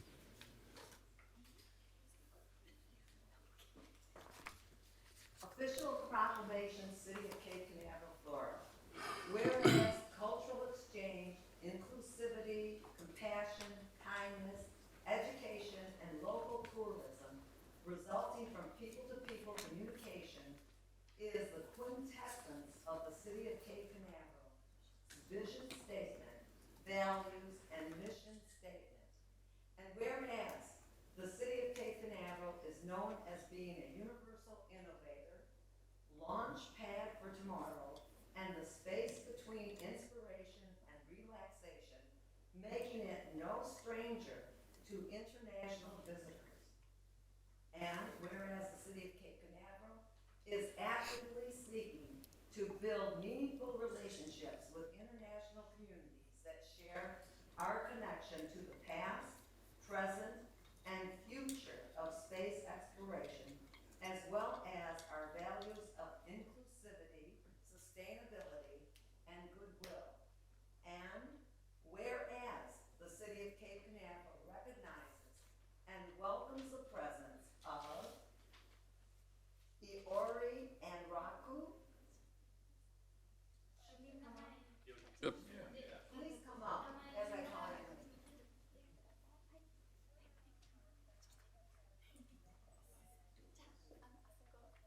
Have them come over to the front by the table.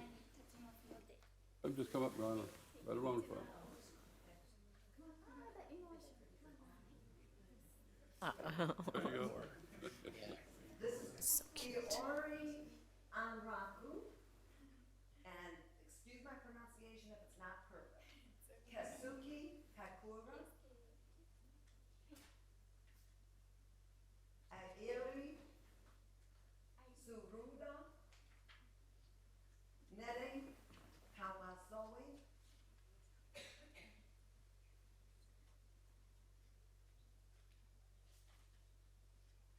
Jinosuke Kono. Hikari Kamana Niwa.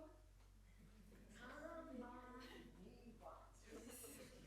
That's a long one. Wow. Koharu Nishisako. Riku Kono. Manami Sakamoto. Kotaro Miyashita. Kaito Matsumoto. Mako Hashiguchi. Taido Kato. Erika Kawanabe. Shuuichi Minisaki. And Lydia Sumblon, exchange students and chaperones from Kimatsuki, Japan. Those are your Okay, thank you.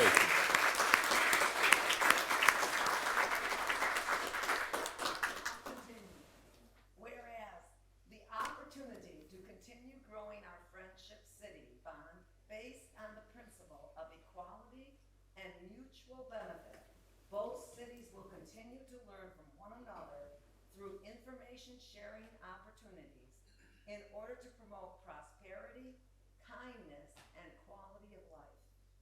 Now therefore, I, Angela Raymond, and Robert Ho, Mayor of the City of Cape Canaveral, Brevard County, and the rest of our Council of Florida do hereby welcome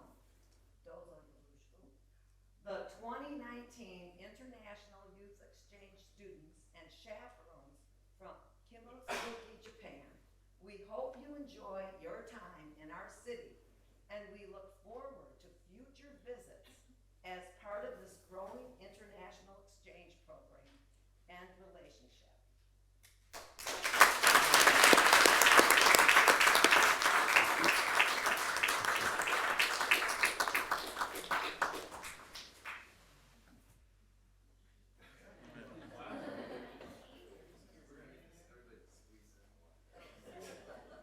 Angela, let them get over here with his proclamation, with the group. Let him come in with his proclamation for the picture.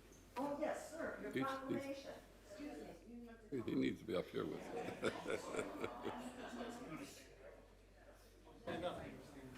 Yeah. Yeah.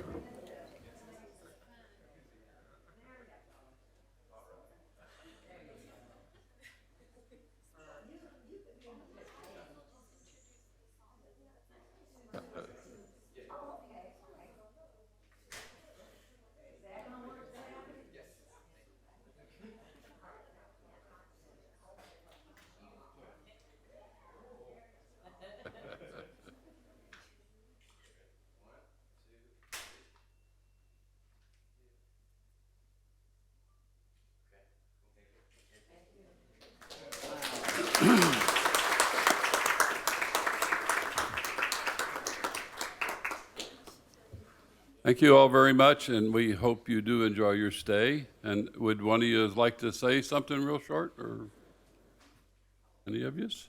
Do you want You to can say ask something? One of the students want to say something, or?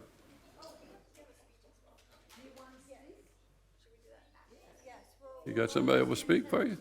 We want to just hear a little bit and enjoy your stay.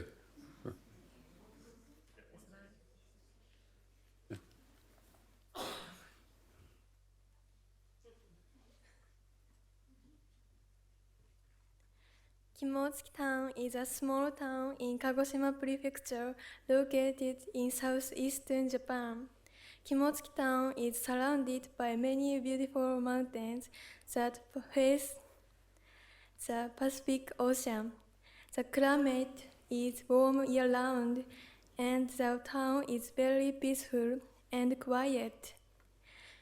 Kimotsuki's beaches are famous sea turtle nesting grounds, and very summer sea turtle come to the shores of Kimotsuki to lay their eggs.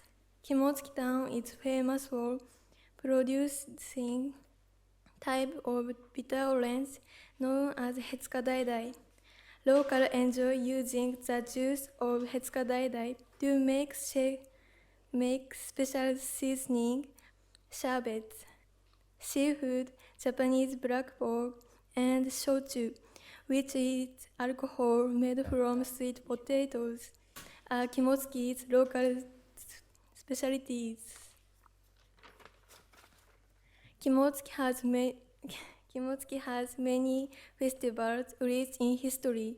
The most famous festival is Yebusame, a 900-year-old traditional festival that occurs every year in October, in which a boy of middle school age rides the back of a sacred horse and shoots arrows at 3 wooden targets. It is believed the result of the archer's arrows will target the year upcoming harvest. In addition to its long tradition, Kimotsuki is home to the JAXA Tsunoda Space Center. This space center is a famous launch site for rockets carrying man-made satellites such as Epsilon-4 and Hayabusa. There is also a small space museum where visitors can learn about Japan's history in space exploration. Our home, Kimotsuki town, has many interesting festivals, beautiful scenery, and delicious Japanese cuisine. We hope that one day you can enjoy the charm of our town, Kimotsuki, too.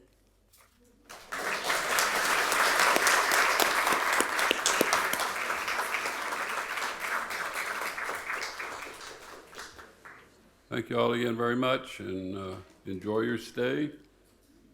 And I'm sure, Molly, you can take care of things, correct? Okay. Actually, Mayor Hogue, they have brought some gifts addressed to you, and we have a gift to exchange back to them, so we'll go ahead and do that at this time. Present that to Mayor Hogue.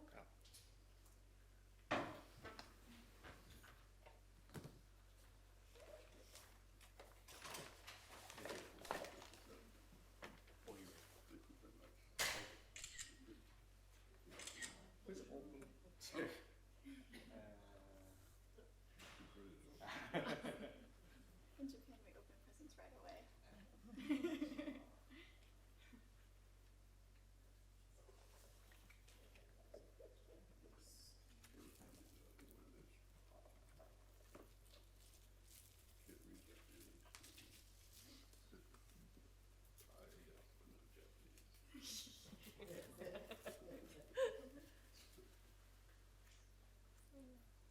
So this is 薩摩切子と言います。鹿児島の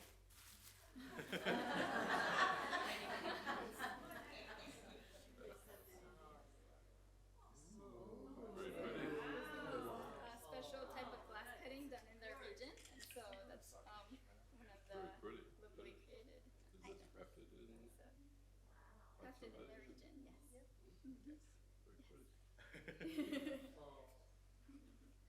Molly, you can handle that. You know what to do with it. Yeah. Thank you very much. That is very pretty. That is very pretty. And then we have two small gifts. This one.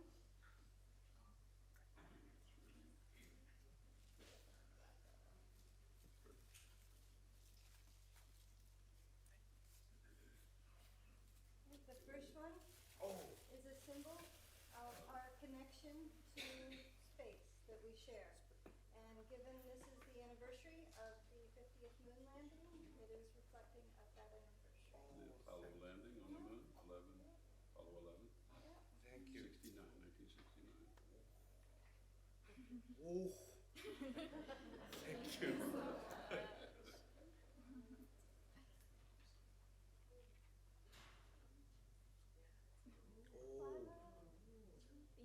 Thank you. Thank you so much. And the next one is a place that many of your students got to learn about today. And it's another connection that we share as a coastal community. Oh. Yes, yes, yes. And the sculpture for that was designed by a local artist. There are only 15 left in existence. They no longer make them because he has passed away. Sakita. Thank you. Thank you so much.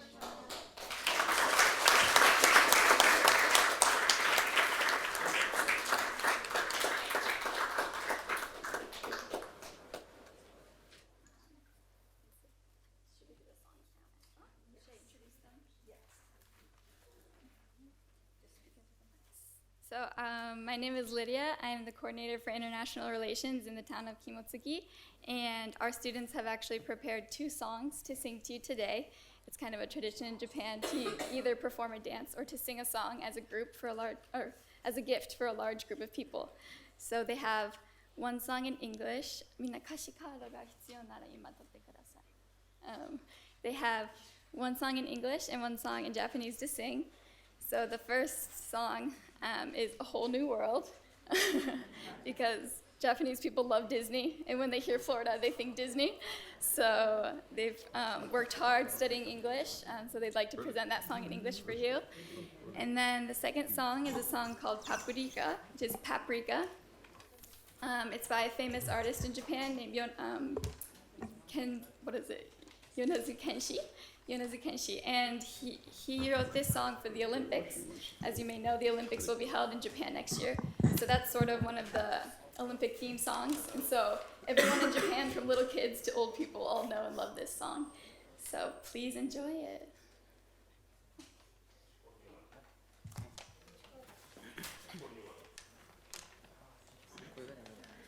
Please wait.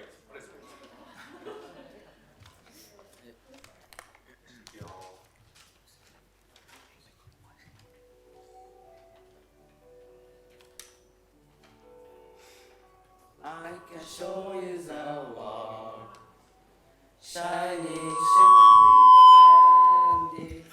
Tell me, princess, now when did you last let your heart decide? I can open your eyes, take you wonder by wonder, over, sideways, and under on a magic carpet ride.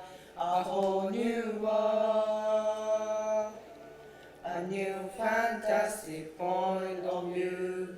No one to tell us no, or where to go, or say we are only dreaming.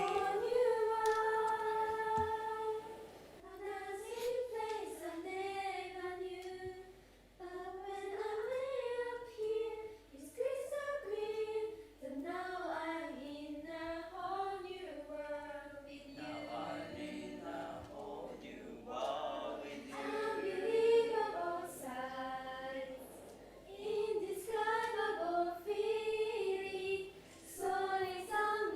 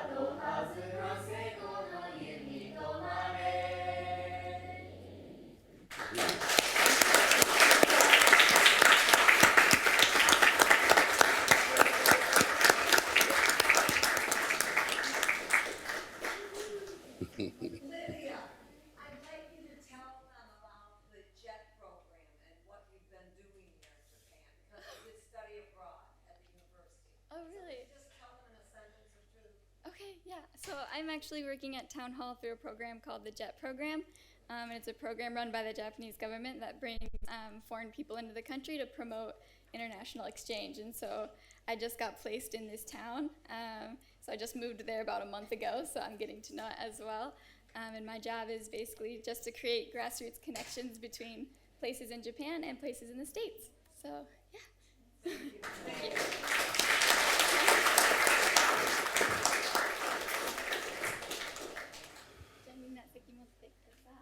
Thank you very much. It was very nice. Thank you. Thank you.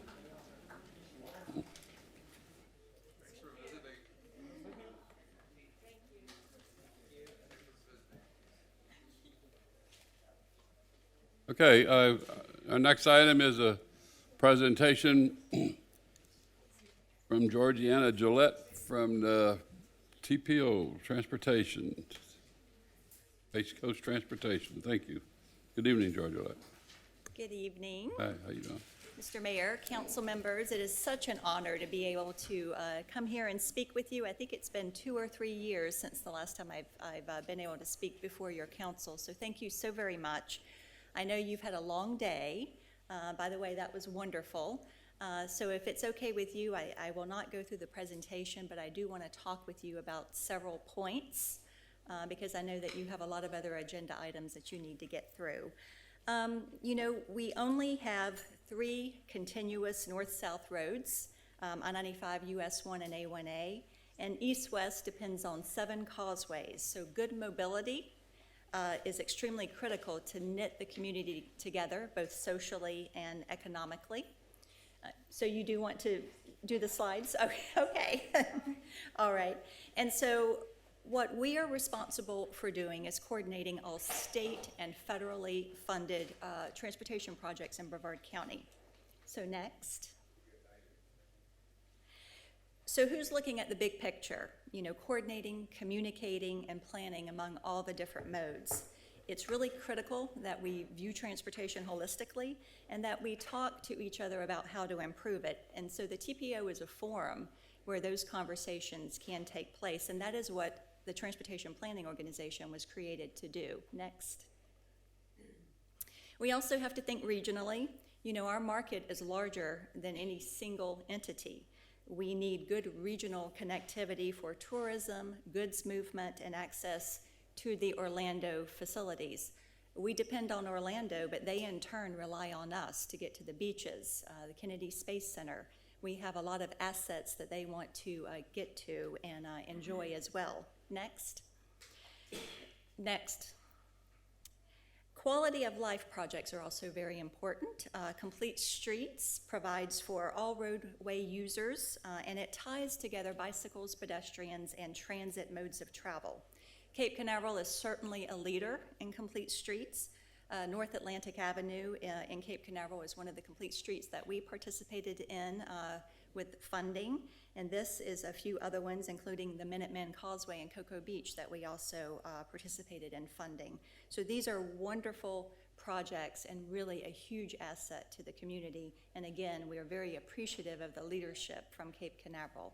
Next.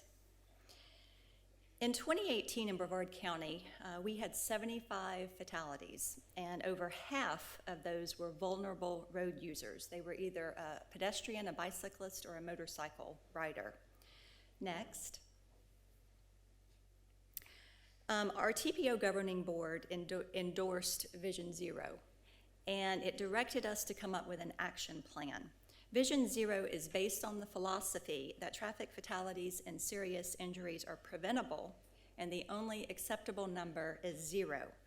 The reality is every Brevard County citizen is someone's loved one, and so anything other than 0 is just unacceptable.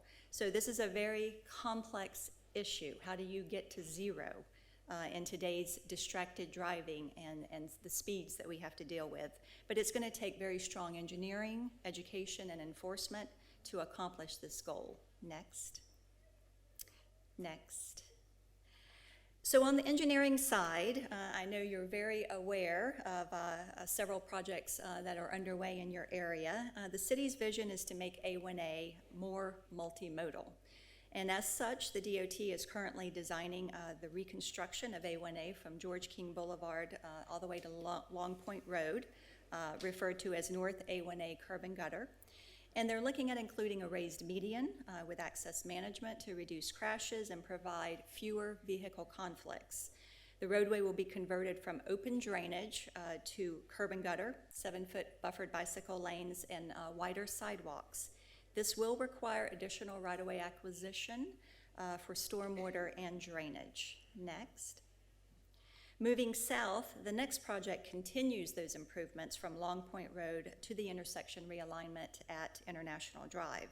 This project is also under design.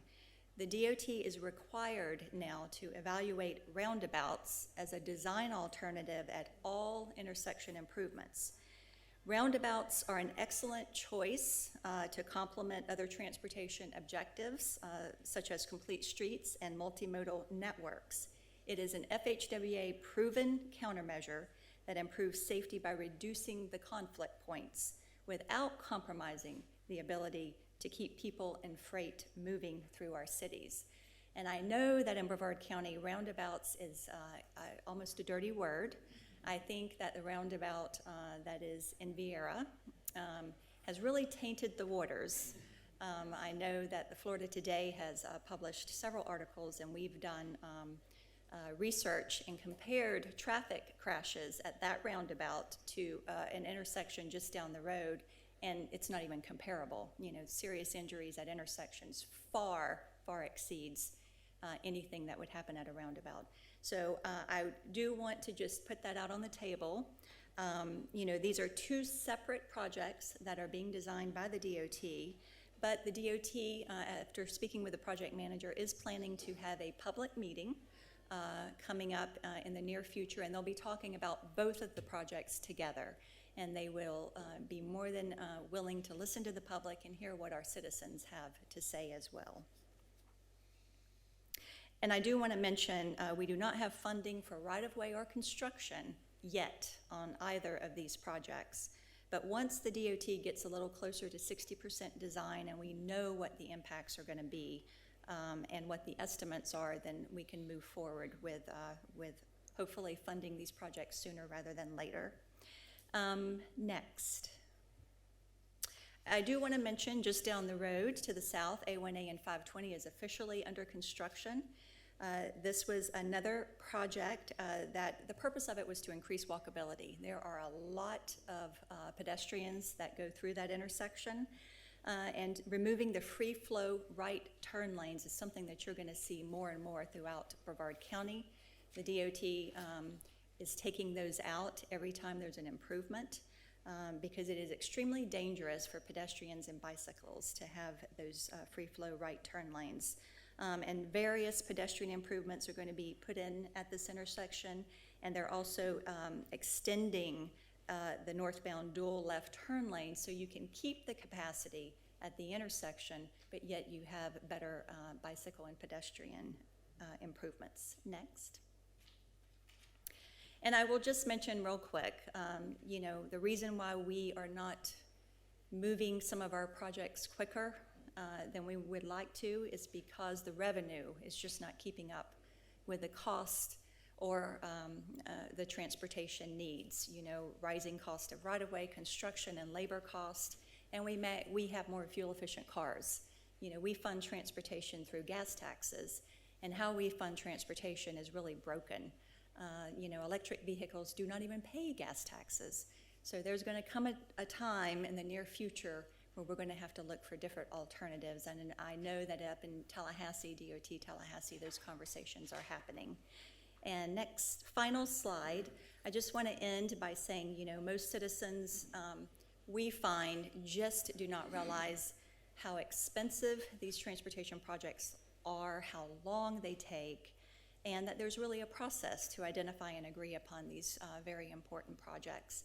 And providing transportation in the U.S. really involves federal, state, and local governments. We have to do this together. We come to decisions together, and it starts with our citizens, and it ends with the TPO Governing Board. And on that note, I just want to thank Councilmember Randles for his strong leadership He represents you very well on our TPO governing board and has been a longstanding member. I very much am appreciative of Todd Morley. We work very well together, and the city manager, David Green. So thank you so much for all of your leadership.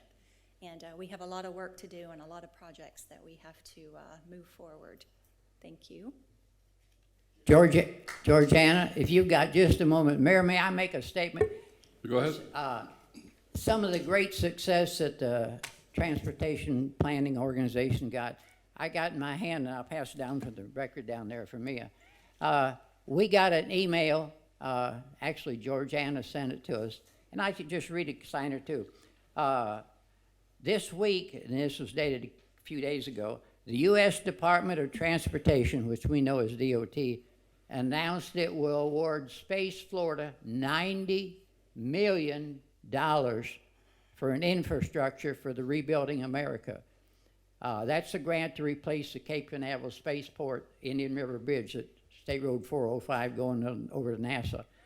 And just a real quick thought on that, her organization that she chairs with was kind of the lead agency on that because it is in our area. We're in District 5.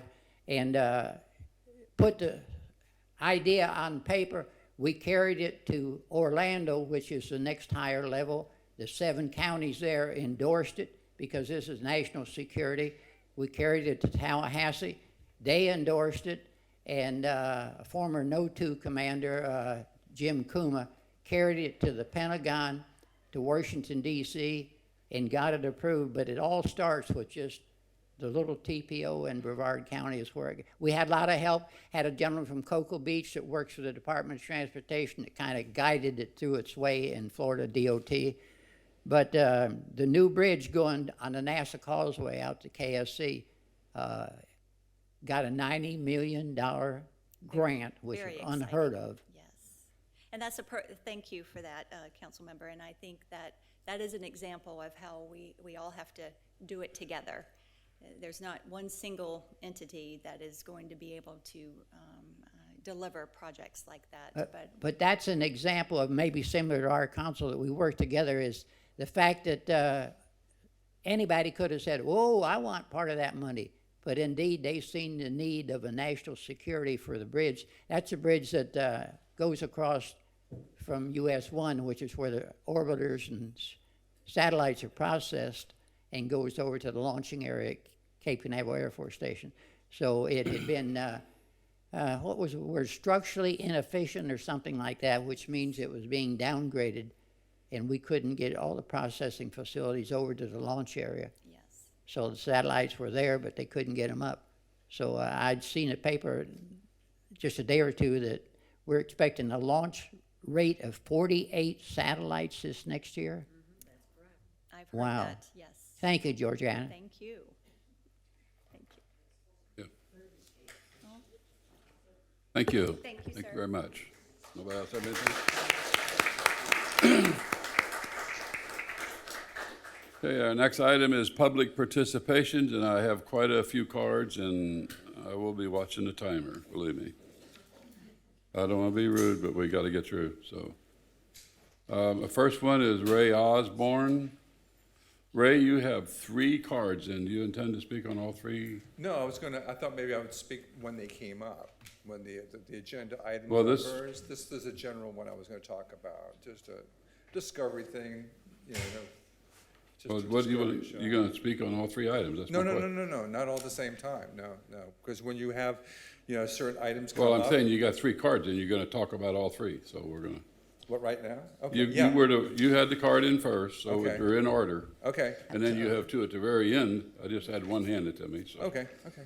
Go ahead, you're Okay, you're great. on. All right, well, I'll introduce myself first. My name is Ray Osborne. I am a resident, interested resident in our city, in our community. And I'm not, that's how I like to be looked at the moment. And also, I'm the volunteer historian for the city as well. And last 2 weeks ago, we had a commission meeting, a council meeting there, and I wrote a letter about the merits of using historic districts to a community. And historic districts, of course, will help with historic preservation, but also brings value to the community. And I was very interested in that. There are several different areas of our city and our community which has historic areas, and I think it would be great if we had historic districts to protect them and also to help them get good grants for their preservation. And those areas of Holman Road, where I live, down the road there in Holman Road is a little beautiful area next to Banana River, and there were some of the old plantation, not plantation owners, but some of the citrus growers there. There was the Burns family, a very old pioneer, and also the Chandler family. And then also on Oak Lane, there are a lot of pioneers out there. There are Eberwines. So I wrote this letter to the city manager, and I presume he got it, and I was very delighted by looking at the minutes for this meeting today, and I saw Division 10, Conservation. And the intent of the Conservation Zoning District is to preserve the natural environment and open spaces of certain areas deemed suitable for preservation while allowing for limited, less active recreational opportunities compatible with the area there. And a list of a number of them, section 110-389 talks about wetlands, aquatic preserves, natural vegetated areas, and historic and archaeological sites, which we have. We have archaeological sites. I got the process started for our historic marker down close to Manatee Park and across from the Bright House place. And that was some ancient Indians that used to live here. And also they're doing some digs. There's an archaeological group out there that's finding some very beautiful finds. I mean, they got really fine little carvings from the ancient Ayes Indians. So it's just an invitation. As I said, this is Discovery, and I wanted to invite the staff to maybe comment on this ordinance. This is going into land use, is it? This is a new change to land use, or is this something we've had before, the Division 10 conservation, Mr. Green, or you want to make any comments about it? Or? David? Yes. Okay. You're familiar with Division 10 conservation? I am familiar with it. Could you tell us a bit about the purpose and how it's going to benefit our community? Sure. Mr. Mayor, this is actually going to be discussed later in the meeting, Yeah. and Yeah, there will be a presentation at that point. Yeah. Yeah, we can either talk. So I think at this point, Ray, what you're saying is you like the idea and you support it. I do. You got my support, Mayor. An agenda item, but you were going to speak on something pertaining to your street, and then you got into it. So I thought that you need to, Move along. We could talk about this another time. I don't want to take yeah, well, it's coming up on the agenda. It'll be on the agenda. And I'm sure there'll be some questions asked, and we'll get to it. Yeah, I'd just like to make one quick point, though, Mayor, is that the conservation element that we're referring to right now is really for environmental protection in dealing with environmentally sensitive lands. Now, I think what Ray is talking about is more historic preservation, but we can talk further about that. I just wanted to make that clear. Okay. I do have a question of one of your turn-in sheets. I can't really read what it is. If Okay. you would explain. Sorry. It doesn't have an item marked on it, and it says something about my letter. Oh, yeah, that was Division 10. That's what we just talked about. Mhm. Okay, I can't read what it says. All right. Okay, so you're happy with that one? That one, yeah, we could do the Okay. next one? And then you got another one later on the agenda. Yes, agenda item. right. Yeah, that's the wave I just try to development. keep them on the agenda, and then Wave I have some community? that aren't Okay. on the agenda. I'm sorry? Is that on the agenda, the wave community? Yes, Wave Village? Okay, I'll talk it's about that on, later. it's on the agenda. It's the last, I think it's the last item, if I recall. The ones that aren't on the agenda is what we're discussing now. The ones that are on agenda will be as they come up. So I'm just trying to keep it straight. And the first one I have that's not on the agenda is Dogs on the Beach, and that's Jeannie Ebright. Where did you go, Jeannie? There you are.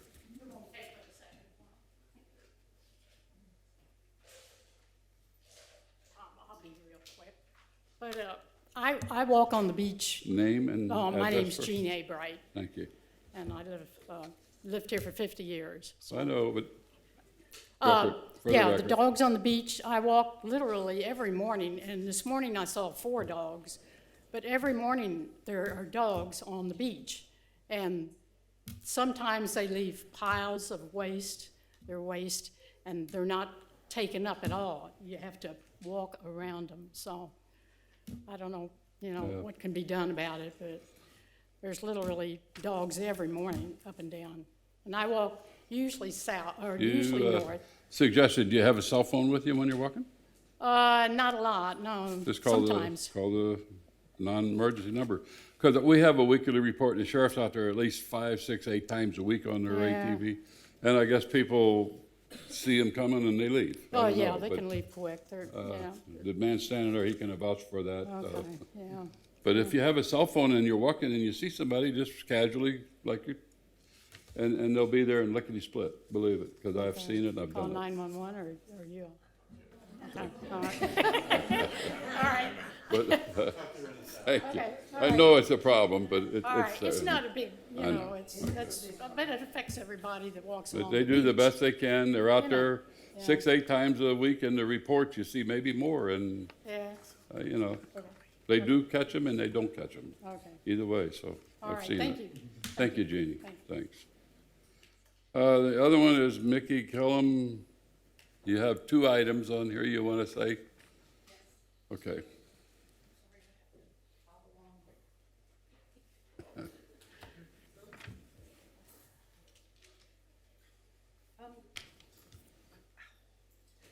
My name is Mickey Kellum. I live at 8910 Coquina Lane in Cape Canaveral.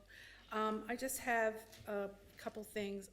At our last Culture and Leisure Board meeting on July 25th, I'm sure the board knows about it, we had a gentleman come in wearing a backpack and talking crazy, and it was very, very scary to us that were here. Marilyn was here. And Gustavo and Josh did a really good job, called the police. It seemed to us that were here that it took the police a long time to get here. And we had just had the safety meeting with the commander, and she talked about what things to do when something like this happens. And the people that were at the safety meetings got out as soon as we could and got away from the problem. But my point is, I'm asking the council and the mayor if, I know the boards in the city are volunteer, but can we make the safety class mandatory? Because that was a very scary situation, and a lot of people on the board didn't follow the directions that the commander had given us at the meetings. So that's my question. It could have turned out really bad. Thank God it didn't. And the other thing is, it seems the people I'm talking to in my neighborhood and around, and younger families moving into the city, if we could, the workshops we're having are awesome. There's one coming up for the Long Point Estuary Park, and the bike and pedestrian workshop. If we could schedule it different than 3:30 or 4, and maybe later when people are off of work. A lot of the people I talked to said that they would like to get involved, but it's too early for them. So I just would like the council to consider the workshops being later. Thank you. Thanks, Mickey. Thank you. Good input. We have one more for non-agended items, and that is Andre Dodge, cell phone tower.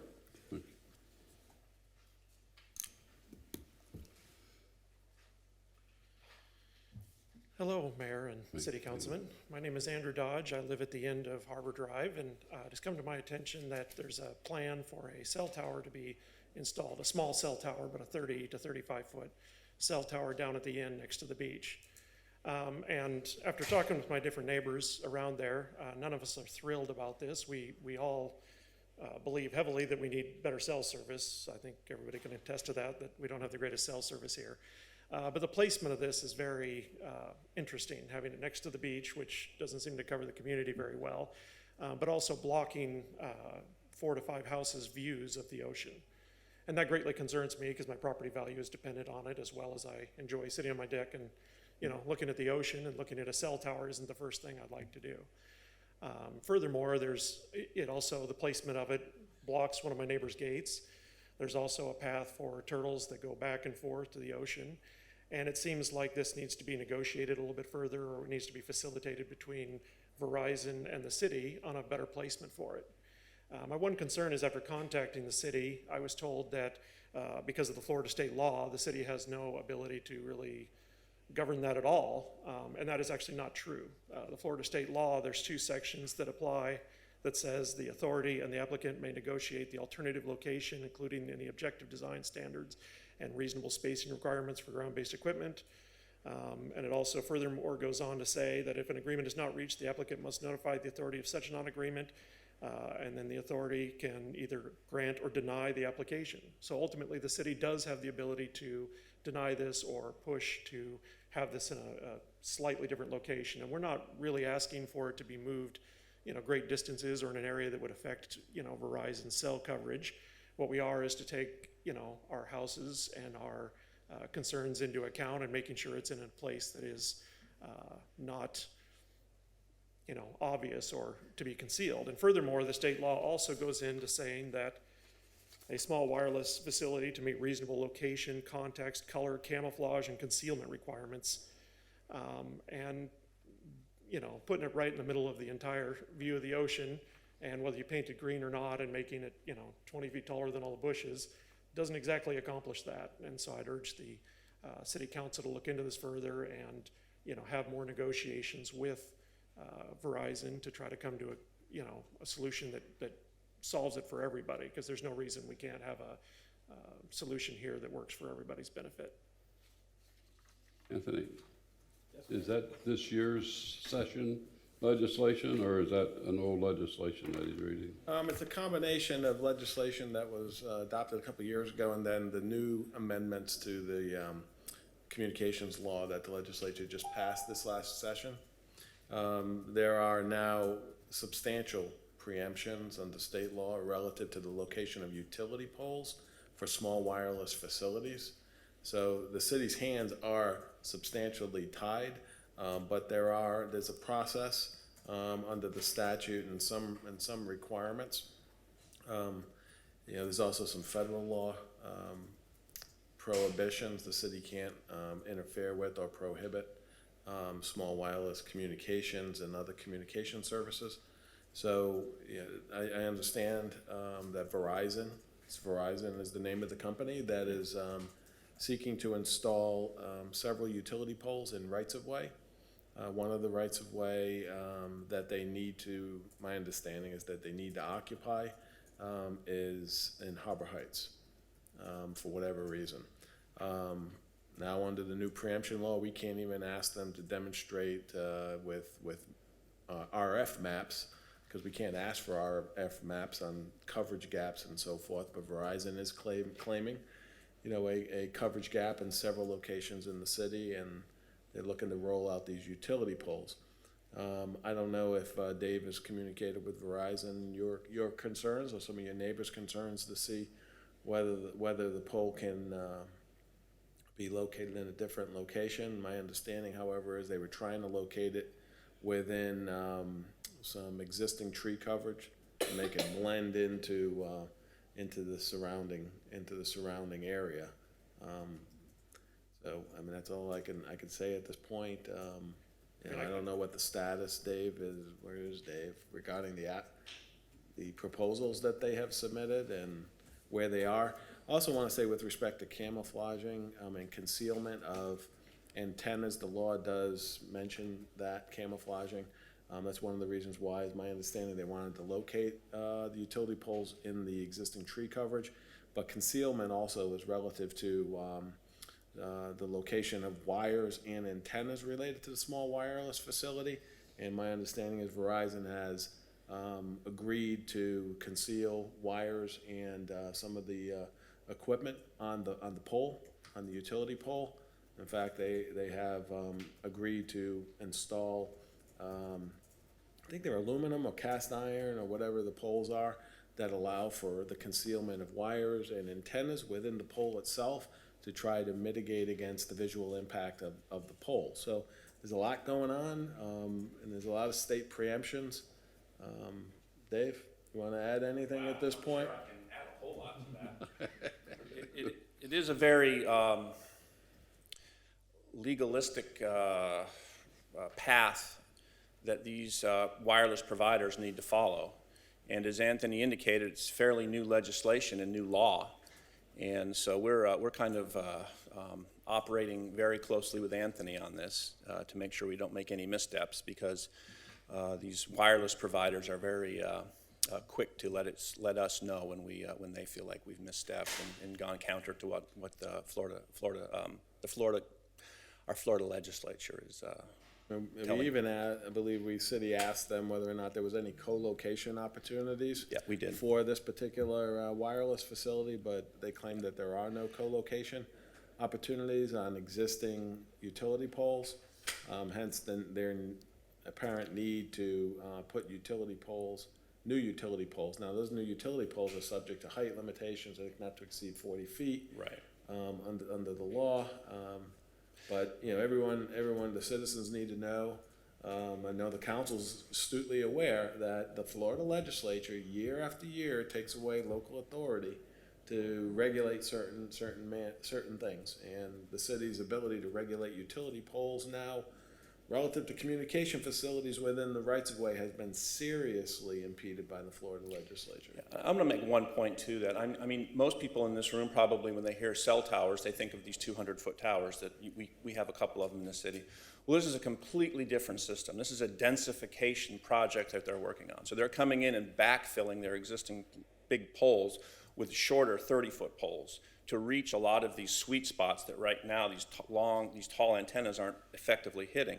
So that's why when we talk about relocating these signs, or excuse me, these poles, the providers are very limited on where they can move them. We're talking within 50 feet, they start, that's not gonna work. So it's a very challenging issue, and believe me, I know everybody may not believe this, but we've worked very carefully with these guys. They have made concessions to us with respect to location, with materials, with colors.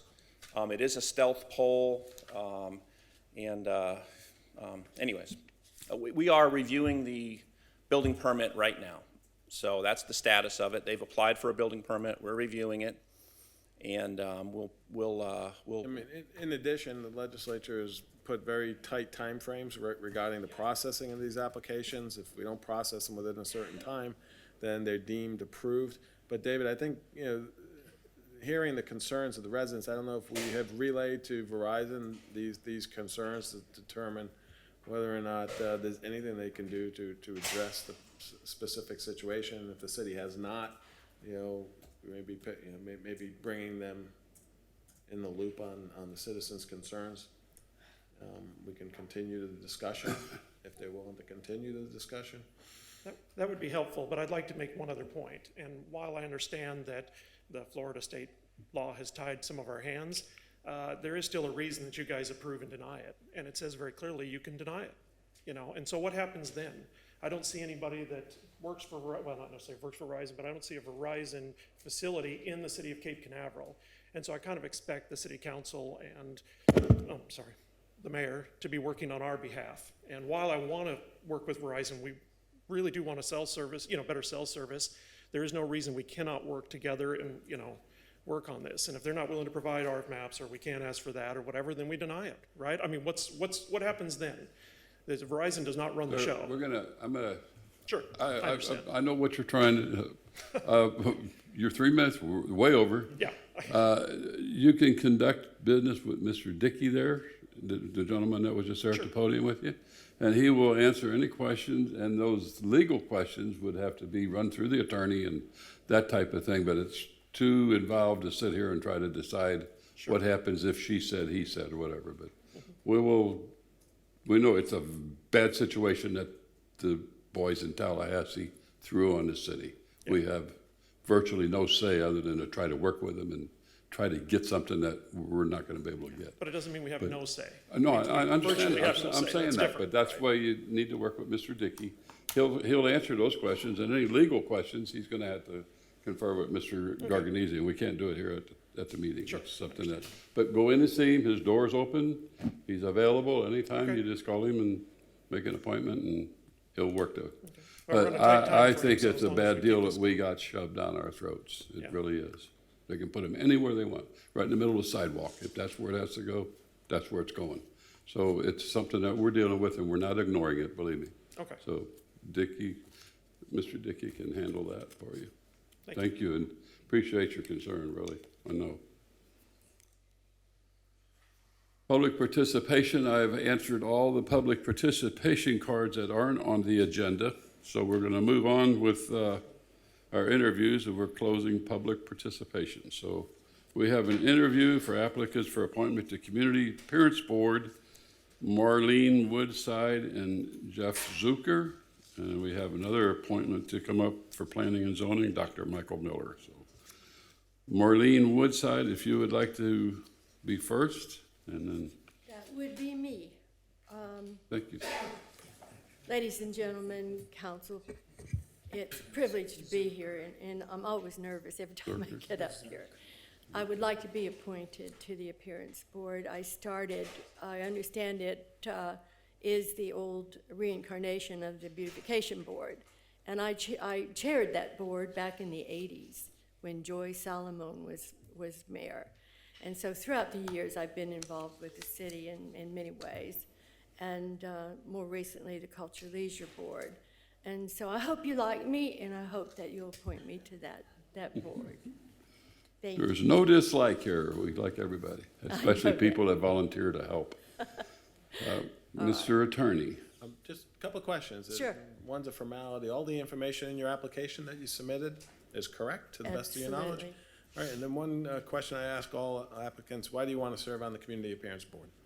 I think I can add something because I am an artist. I do have a lot of experience with being on the boards within the city. I love the city, and I want to see it look the best it can.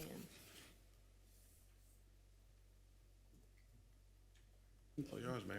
You through? Council? Anybody down there? I know Rocky knowing Mrs. Woodside for Yeah, years, like all of us. I would but like to just take- Let's wait, I'm just saying that as a comment. We're gonna start down there and work this way. We all know Mrs. Woodside. Go ahead, Ms. Okay. Raymond. Thank you. Ms. Raymond. What? Angela Raymond. Let her start, and then you can take my time, Rock. I think that you would be a great addition to the Appearance Board. I spent 6 years there, and I know the work, and I'm sure you're more than qualified since you chaired it one time.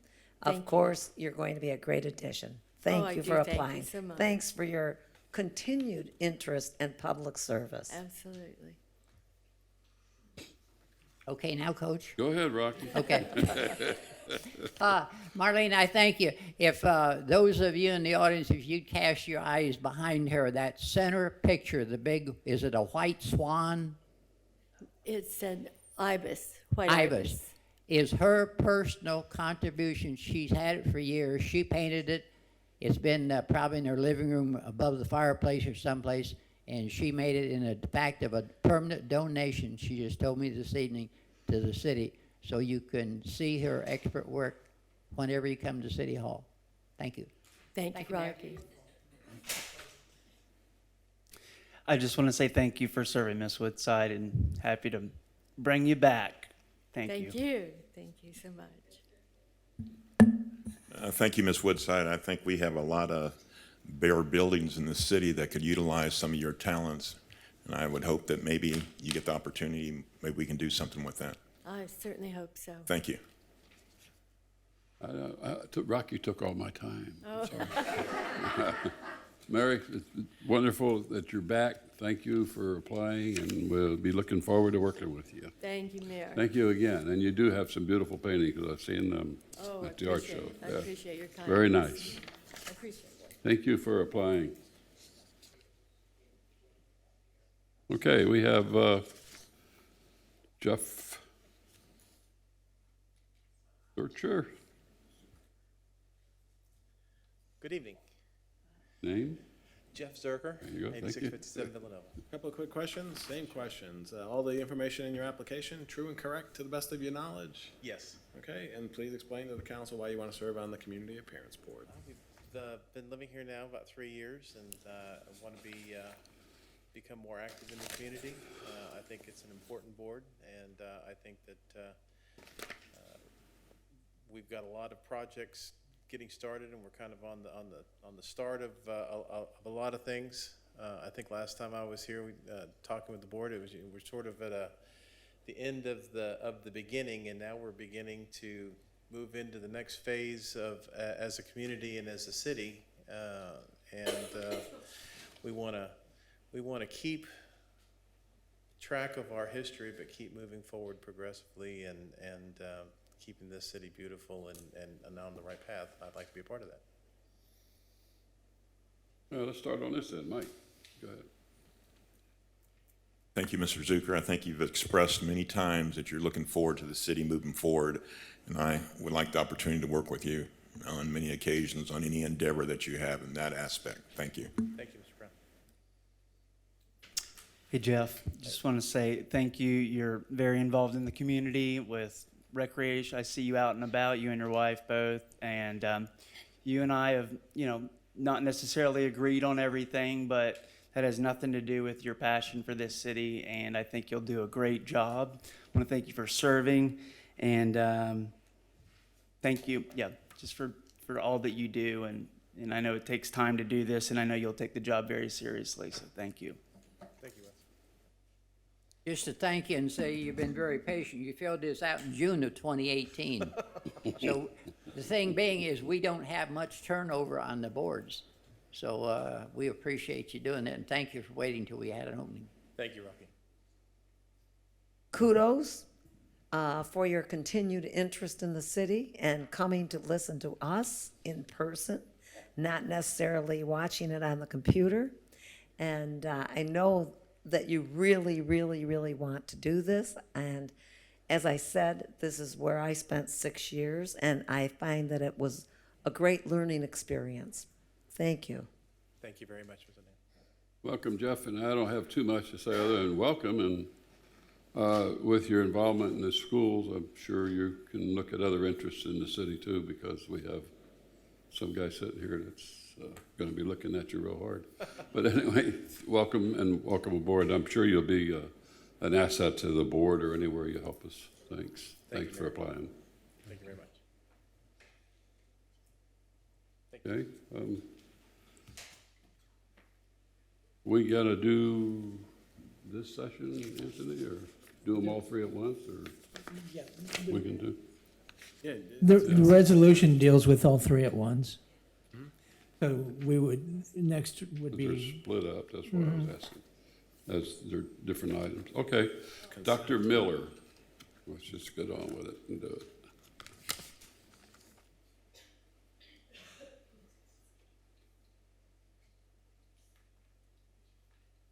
Just state your name, please, for the record. Good evening. I'm Dr. Michael Miller. Thank you, sir. Good evening. Similar questions. All the information in your application is true and correct to the best of your knowledge? Yes. Okay, explain to the council why you want to serve on the Planning and Zoning Board. I have been a member of this community for 27 years, and I've watched it grow, and I think we're doing some wonderful things for the community, and I'd like to be part of it. Thank you, sir. Thanks for being here. Thanks. Staff or board, anything? Starry? Angela? I visited Dr. Miller when I was campaigning, and I know that he very much is interested in appearance. I saw the way that his home was decorated inside and out. Thank you very much. I could see that you have great pride in your home and in your community. Thank you. And I think that this will be a good fit for you. Thank you. Yeah, just a quick thought from this chair. I see your application.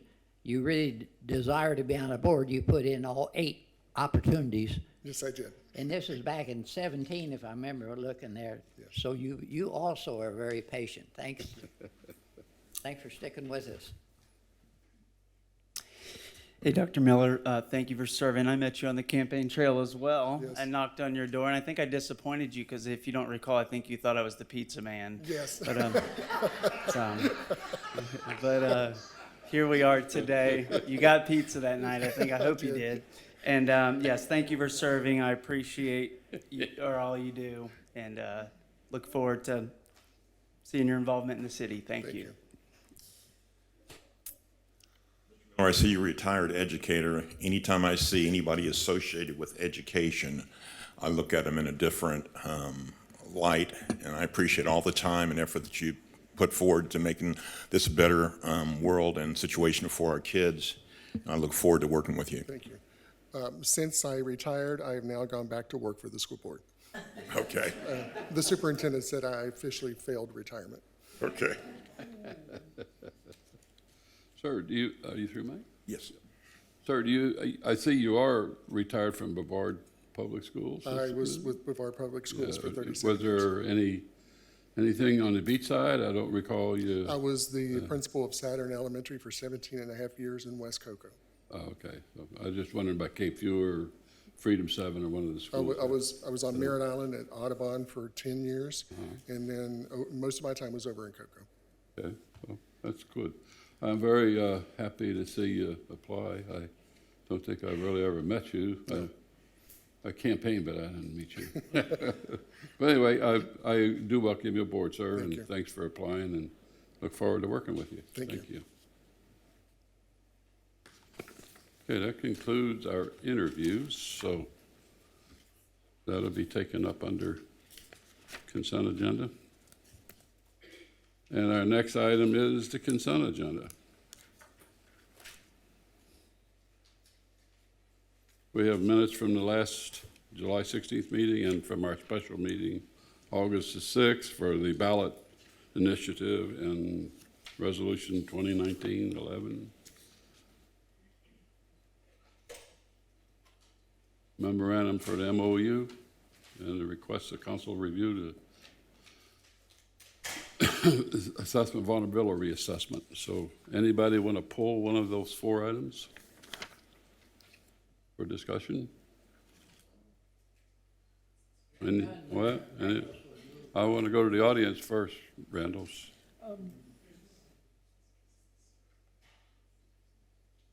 To pull a consent agenda? He didn't pull one. No, I know. Oh, you typically do not go to the audience for consent agenda, do you? Usually I thought we did. No. I always did before. Okay, never asked. Sorry. I always asked before, I thought, but. I make a motion that Go we ahead. accept Councilman Rando's motion that we accept consent agenda items 1, 2, 3, and 4. Second, I'll second it.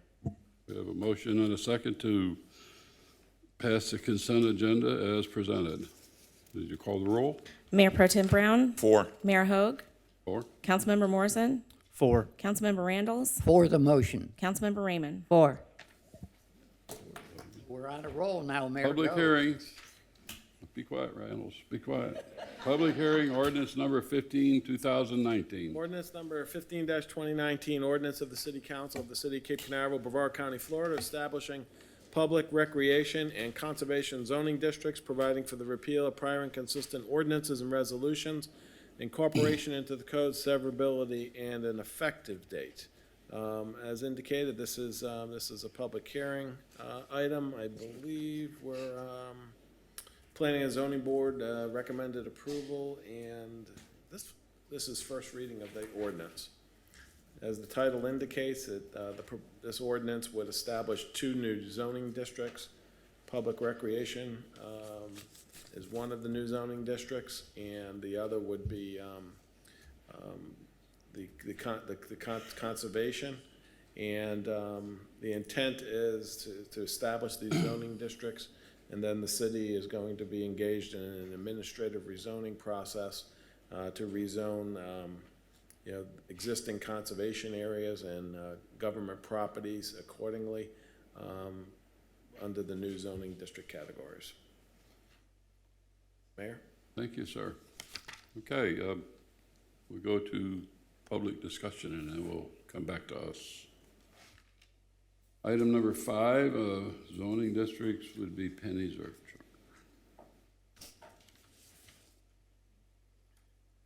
Good evening, Mayor, Councilman. My name is Penny Zurcher. I live here in Cape Canaveral and also serve as your chairman of the Planning and Zoning Board.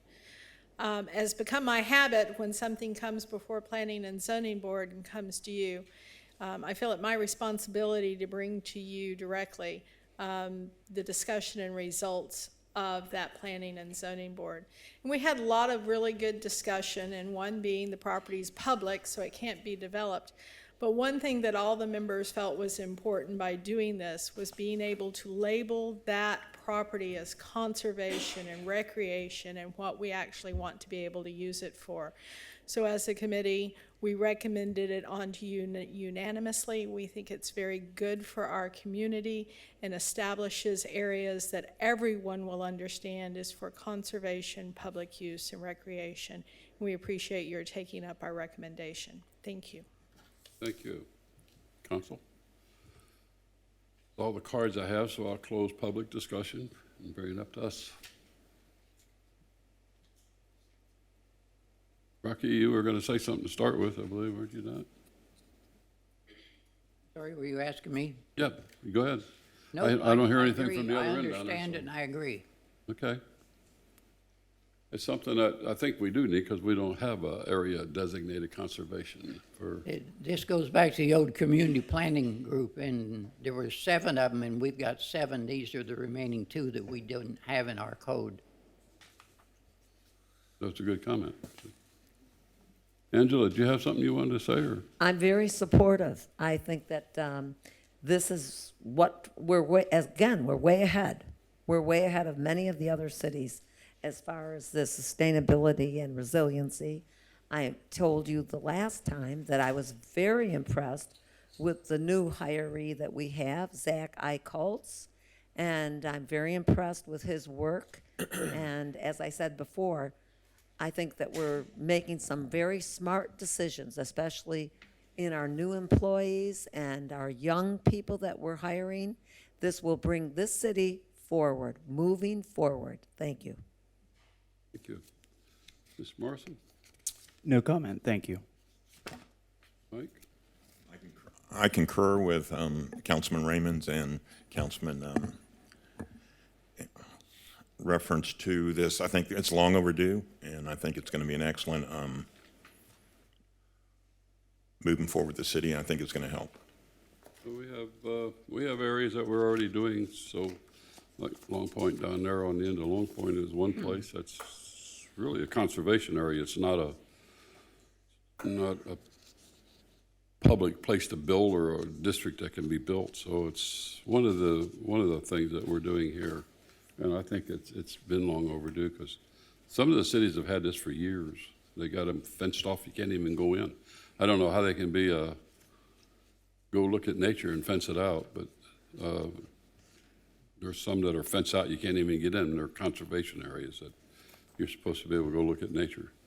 But anyway, I'm all for it. I think it's something that's well long overdue. So anybody have any further discussion on it? We look for a motion if we've heard from public.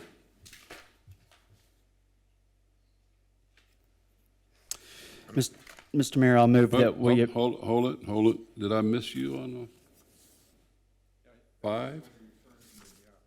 I'm sorry? That was one I wanted to speak about, because you got me in the general. Do you want to speak on the ordinance? Yep. You want to speak on the ordinance?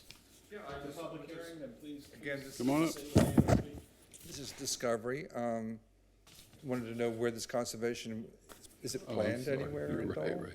I stuck it on the bottom of the pile. I'm sorry. Okay. But you're right. Yeah. Because I had the ones actively in here. And, I just wanted to find out a little more about it. It sounds really interesting. I'm all for it. And I just wondered where it was located at, this conservation area. Is there any historic properties being considered? Are there any archaeological sites or anything like that? This ordinance just establishes the zoning district, actually establishes the legislation. After this ordinance gets adopted, there's actually going to be amendments to the zoning map. Okay. Which specific parcels of land have been identified where this new zoning district will be applied to. So This if would you be like want, an overlay or something?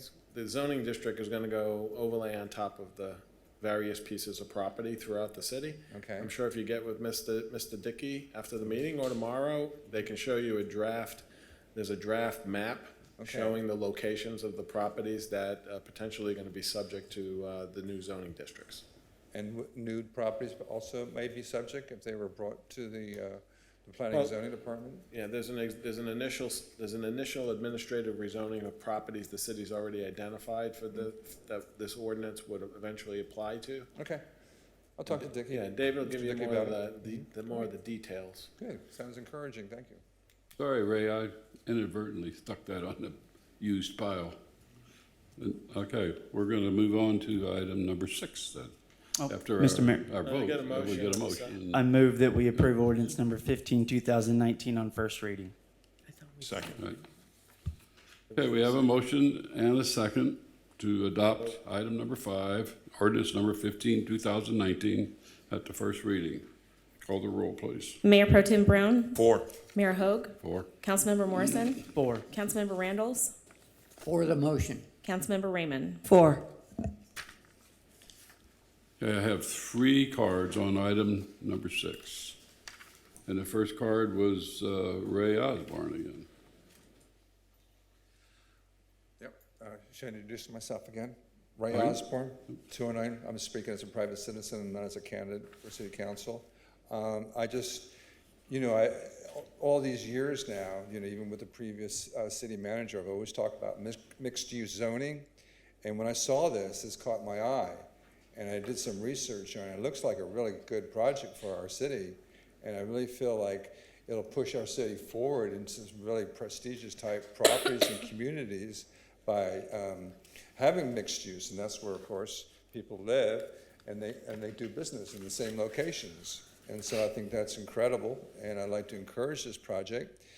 But I'm also aware of threats that are out there. We talked about SWOT analysis, strengths, weaknesses, opportunities, and threats, and I feel that might be a lot of hotel owners might feel very competitive and try to, prevent this project from going through. I don't know how it plays in the city arena with those type of things. So I hope that we could be mindful of the optics of that. So I hope to see this project go through. I think it could be very good. Of course, you got to walk and make sure that everything's taken care of, code-wise and stuff like that. So, yeah. So, Wave community, Wave Village. Hey, thank you, Ray. Second card I have is Oshigal. Just for questions, sir. Not going to speak? No, only if there's any questions that I need to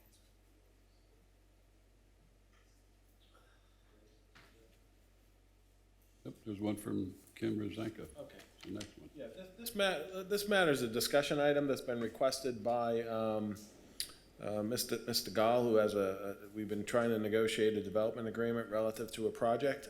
If you recall, a couple of meetings ago, Attorney Rosanka appeared before the council requesting an opportunity to discuss the status of this development agreement with the council. So this agenda item is being presented to you at their request. So at this point, Ms. Rosanka, please discuss the matter with us, and we'll go from there.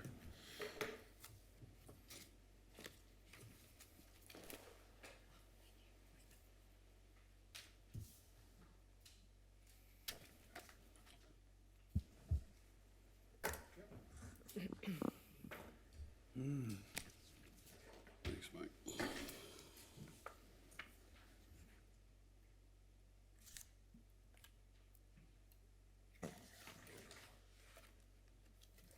Thank you, Lieutenant.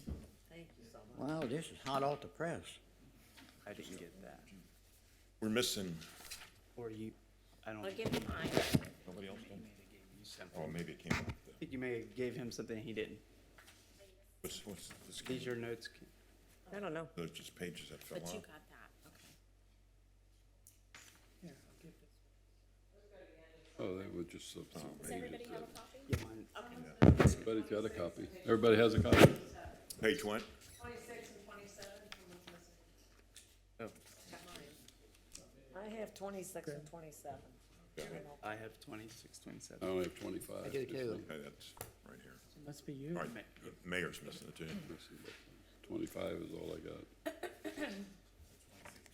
Oh, the staple didn't catch it, that's what it is. Thank you.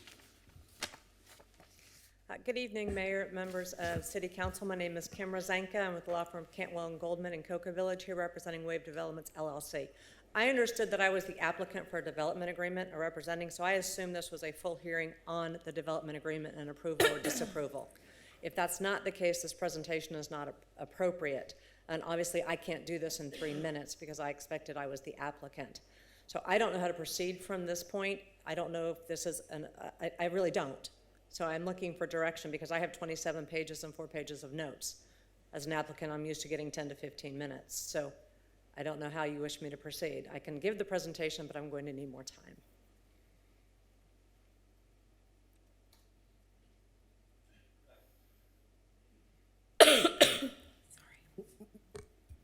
Mayor, for lack of somebody else, I'd like to start.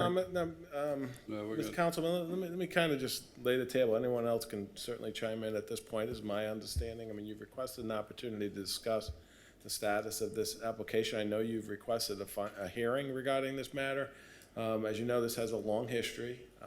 We've been trying to negotiate the details of a development agreement. You all submitted the development agreement for your proposed project. Staff, through the city manager, has submitted revisions to the agreement.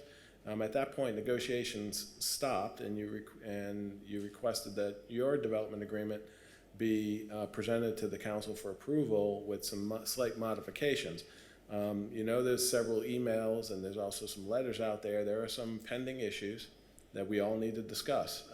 There's a disagreement regarding a couple of those fundamental issues relative to who has the authority to approve a 65-foot height building. It's been the city manager's position and the city's position that only the Community Appearance Board can approve a building at 65 feet of 65 feet. And that's a term that we cannot put in the development agreement because there's another process that would have to be followed. We could recognize 65 feet, but in my view, the city council can't agree to 65 feet without the Community Appearance Board. There are several other type issues like that in the development agreement that we've been trying to negotiate. Those issues need to really be resolved, in my opinion, before the city council can take final action on that. And that's not intended to be a negative opinion regarding the project, because my understanding, the city manager and staff have been very generally supportive of this project. It's a very interesting project, but there's some fundamental issues we need to iron out in the agreement. So from my perspective, I mean, since you've requested an opportunity to speak to the city council, who ultimately will approve this development agreement, do you have any comments regarding the status of the agreement? We, city manager, as you know, I've personally encouraged you to speak to your client to try to iron out the rest of these little issues in the agreement so we can present a final product to the council. If you'd like to discuss those issues with the council this evening, feel free to do that. That's why we put this on the agenda. We just would like to try to finish this document so the city council can take final action. Yeah. Let me be sure that we're all on the same page. The recommendation is that the council instruct the applicant to negotiate and work with staff so that we can resolve the issues and then bring back an agreement for the council to approve, which is our normal process for handling these kinds of matters in the EEOD. And I don't think we're all that far off. And so I'm at a loss to understand what the problem is. I personally have not participated in any of the meetings. It's been David Dickey and Anthony that have met with Kim and Moshe, and I think we're not all that far apart.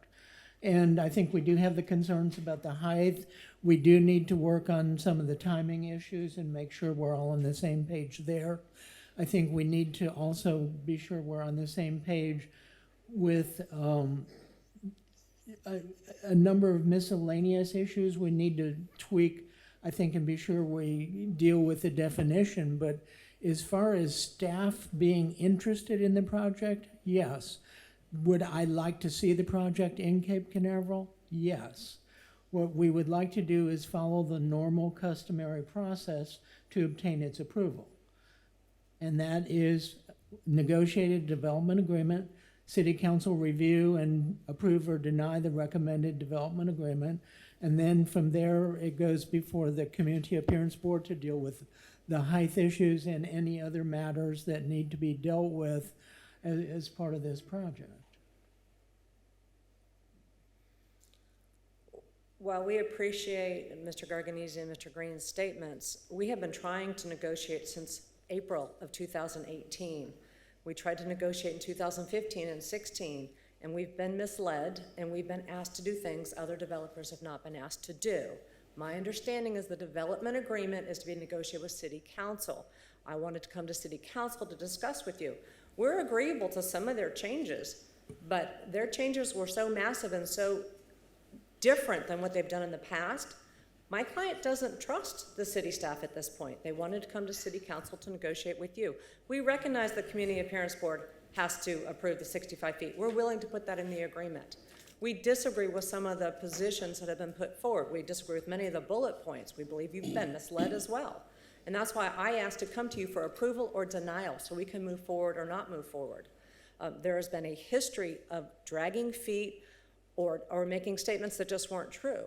I mean, the city staff recognized long, long ago that signage was an issue. We went forward in good faith believing signage could be waived or changed in a development agreement. And now we're being told no.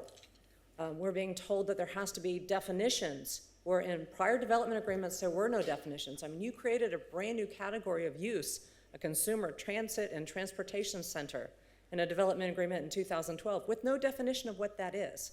So I was prepared to go forward, ask for changes to our proposed development agreement, and ask you to approve or deny it. I don't think you can direct us to go back. You can either approve it or deny it. You can table it and ask us to bring something forward with some of the changes we accepted. But really, I mean, that's like Dad telling us to go talk to our sister and resolve something. That's just not the process at this point, because we have tried so long to negotiate. And again, as I mentioned last time I was here in 2015, we were told, yeah, we like your development agreement, which also had some signage issues like this and waivers to signage codes, but we want you to do more for the city. And one was to put in a lift station, to pay for a lift station, or to provide public, or to provide several $100,000s. And that was back in 2015, and we got that from staff. So that's why I've come to you. And if you're not comfortable with this process, I don't know if this is a statutory development agreement. I don't know if it's been properly noticed. Your code is deficient on how development agreements are supposed to proceed. So I'm not real sure where we are in the process, but I would like to come forward to City Council with a presentation to you for approval or denial, which is what I plan to do this evening. But whatever you are comfortable with, if you direct us to do something, we're going to take that as a denial. Mr. Dickey, can I ask you to come up, please? Council, I'm going to ask where we stand, where they stand, and what's between us that's not standing. And I'd like that. Mr. Mayor, the council already has a copy of where we disagree. Right, but That's the agenda item. we haven't had a chance to look at this new, that just handed to us. Is So what this a new one, or was this the one that you provided in June? Those 27 pages are what I plan to discuss this evening. And it has the 8600 Astronaut Boulevard Development Agreement and a portion of another development agreement as well. To show you why this proposed development agreement is so different than what's been approved. I think rather than going through all this again, if we can find out you got 2 issues, 1 issue, or 100 issues, you need to work it out, because we can't go against what our ordinances are. If you want 65 feet, you have to go before a board to get that. We can't grant that to you. And we agree. We can approve that, but I would like to just take 5 minutes or 2 minutes or whatever it takes. Tell us how far apart you are with the agreement with Anthony, and you and he have been together. I don't have I'm hearing 2 different stories. I mean, I can give my opinion. Mr. Mayor, you are not hearing two No, different stories. I'm hearing another story from over on the other side. I The- know what we got. You saw the letter and all of the material. We fully disclosed transparently to the city council the I correspondence. have a that's been problem back with and forth. that being on this agenda tonight, because it hasn't been through the right, proper procedure. Well, then But you I would need, like the council to know that, Mr. Mayor, I can give you my opinion on I don't think we're that far apart. I think we're very close. And as the agenda cover spells out, there's 2 or 3 items that we just need to sit down and we can have it knocked out very, very quickly. I don't even know why we're here. This shouldn't even be on our agenda because it hasn't been through the ropes, and it shouldn't be on the agenda to start with, which I mentioned when I got the agenda. Well, I'm just But, giving you my opinion. Your question was, do I think we're very far apart? And I think the answer is no. Well, and you people need to work it out because I'm not going to support hearing it. I don't want to even talk about it tonight. It shouldn't be on our agenda to start with. And what you're asking us to do is out of order as far as our procedures go. I follow procedure, I follow council procedure, and I follow the ordinances. And what you're asking us to do is out of the ordinary. It's not in your procedures or ordinances what I'm asking you to do, sir. It's You're not. asking me to approve something or to, I don't really know what you're asking. What do you want, approval? I do. Well, that's out of the order. That's out of order. Mr. Mayor. It's not up to us to approve it. It is, sir. right now. It's a No, ma'am, it's negotiate with not. city I'm sorry. council, not with staff. Mr. Mayor, I'm very clear on what's happening. I want to thank staff for playing. And I don't think anything's necessarily out of order. The process that we heard It's earlier. out of order. Excuse What I me? said, no, what I said Point is of order. is in order because the procedure has not been followed. They're supposed to go to the CAB board. They're supposed I to- read the packet entirely. I understand you're essentially reiterating what staff has presented in this report. I'm very clear on it. Well, what do you want to And do? You want to what hear the what I've thing? also, no, what I'm trying to understand is that there's a process in the past that typically goes through negotiations. You come to an agreeable format of the development agreement. It is then brought to city council for final approval. Ms. Rosanka and her client tonight believes that she is ready. To say that the negotiations stopped, as I read it, is, I think, a matter of opinion. It looks like from this timeline that was put together by Dave Dickey that Ms. Rosanka presented the initial draft on November 14th, 2018. The draft then was reviewed by city staff and the city attorney revised the agreement and returned it to them February 21st. I don't know what took so long, December, January, February, but I would expect that it was a thorough revision. Upon reviewing it, there was a lot of red lines, and I see everything in there. To say that at that point it stopped doesn't make sense to me because it looks like in the email provided, Ms. Rosanka provided an email reply on her issues with it, and at that point, just because staff didn't get what I think they wanted in the agreement does not mean that the negotiation's over. It means that this is what they want. And if I understand her request at the last meeting, she's saying now this council has the authority. And please correct me if I'm wrong, Anthony. We have the authority to approve this development agreement with contingencies that's such as the ones you brought up, 65 foot, as David explained. After this approval, the contingency is dependent on Community Appearance Board approving. And we can go down the line on these issues, and I thought that's where you were going with this. But to say that this is out of order, I think is a matter of opinion, and I want to understand if we break these down, what is necessarily being called as unlawful, and what we can work through. I don't fully understand it.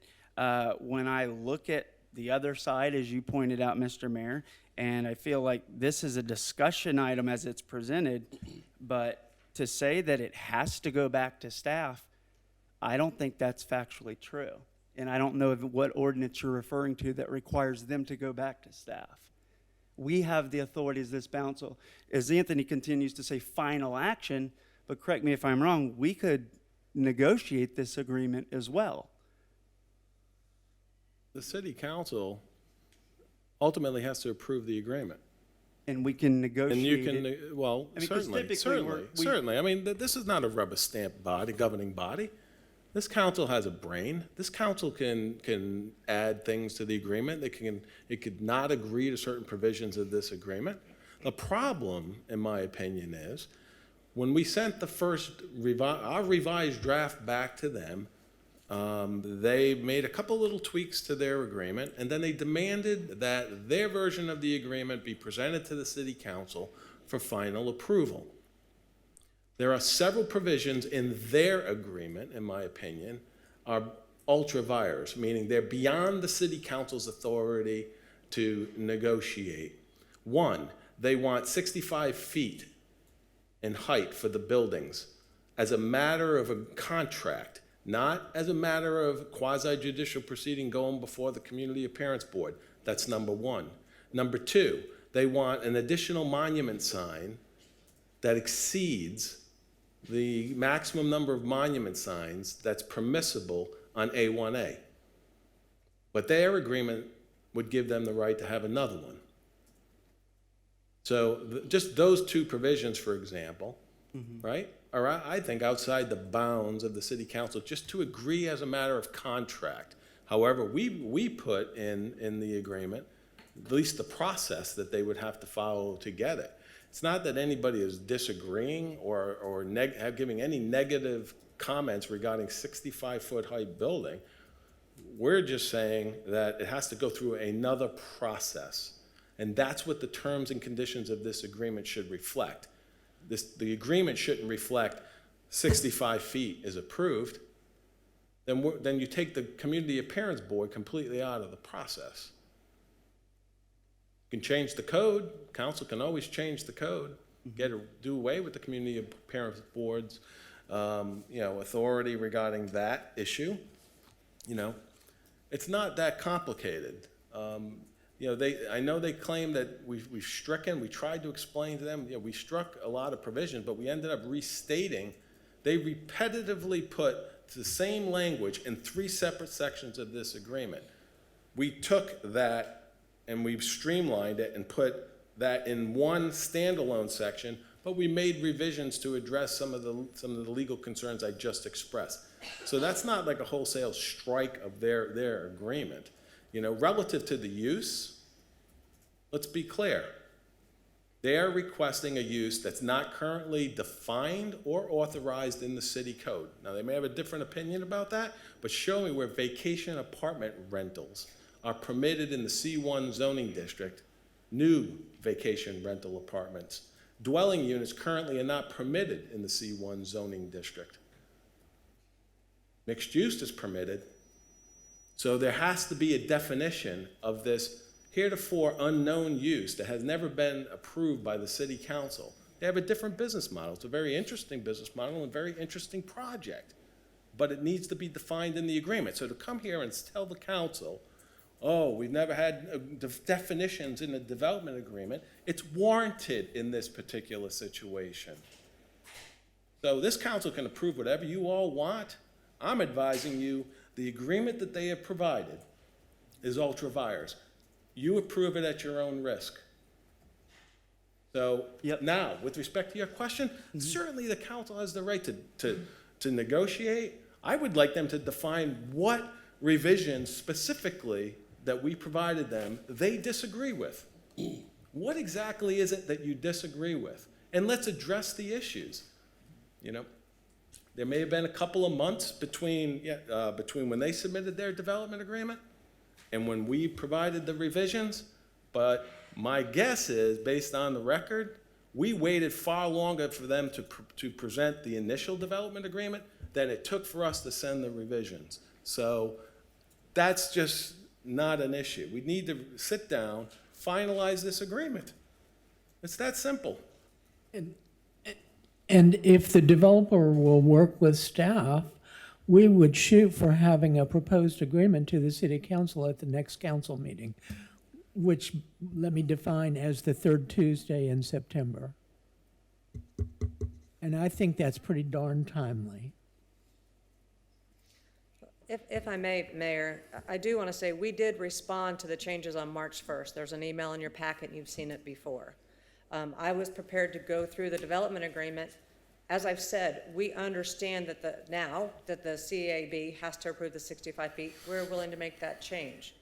We disagree with the signage issue. We did this agreement based upon the exact same format as the 8600 Astronaut Boulevard LLC agreement in 2012. We provided a definition for vacation apartment rentals. The city staff didn't like that agreement, that definition, and put a whole different one. They said we had to have a professional management company. That to my client was an insult, like he couldn't manage it himself. So we disagreed with that. So on March 1st, I sent an email saying, we disagree, please let me know if we can make changes, to which I got nothing, which is why I kept asking to be set before you. I didn't get anything really until May 15th with the long letter in your packet. So this has been a very long and challenging process. I would have to defer to my client as to whether he wants me to, give us our changes and you vote up or down, or if he wants to meet with staff one more time and we can make changes and put alternatives for you to look at. I don't know what he wants to do, and Mr. Gall is here. I think that we should But as I move the said, table. I disagree with the rendition of what you're hearing tonight. I heartedly disagree with the swing that's been put on your agenda report, and I intended to address each and every one of those bullet points because I, again, think you're being misled. And it's been very frustrating for my client, which is why I came for you in June. So, Well, I, as a council member, an elected official to this city, I swore to uphold all the ordinances. I uphold the policy of the city to the best I can. And I think that, my opinion, I have talked about this with both people sitting to my left, and I think that myself, I'm taking my attorney's advice. And I've heard him very well, not only tonight, but prior to, and I am not going to support this thing before this council. It's up to the other part of the council what they want to do, but I'm taking my attorney's advice, and I'm sure that if your client and you want to get together with staff, this thing can be ironed out pretty quick.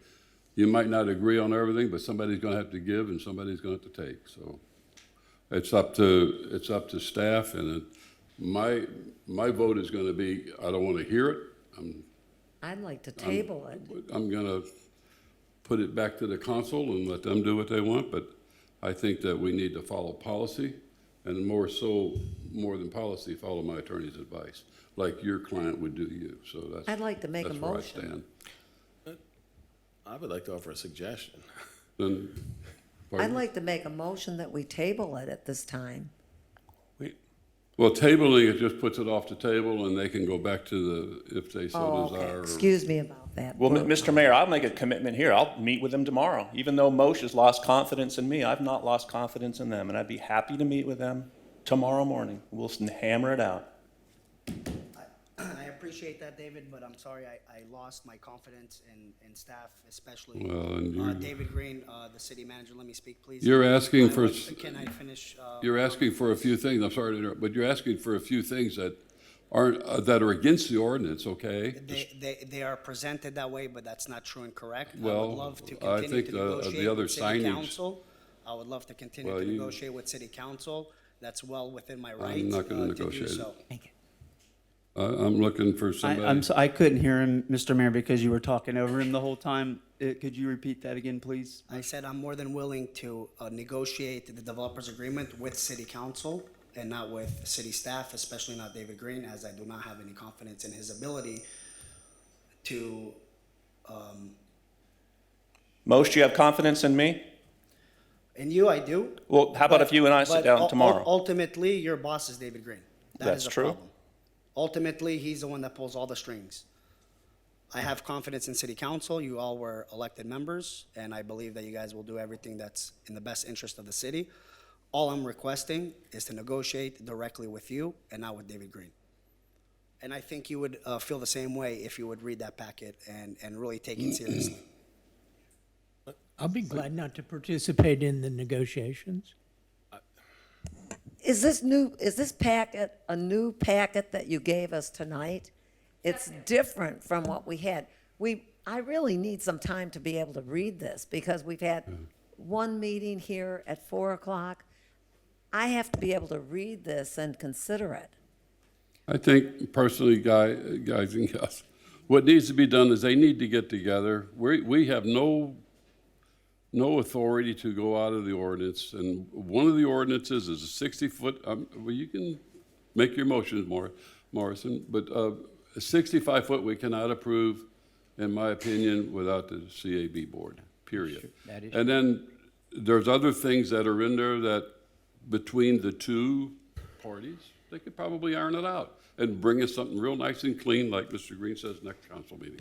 But I'm not gonna sit here and negotiate something with somebody that wants their negotiations against my attorney. I'm sorry, I'm not that stupid to do that. I will not do that with him. Our attorney is here to give us the right advice, in my opinion, and if you want to go against him, then you can vote that way, but I'm not going to do it. I'd like to just see a motion to either deny this, to hear it or not hear it, and put it back to staff and let them meet with staff tomorrow morning, like Mr. Dickey said.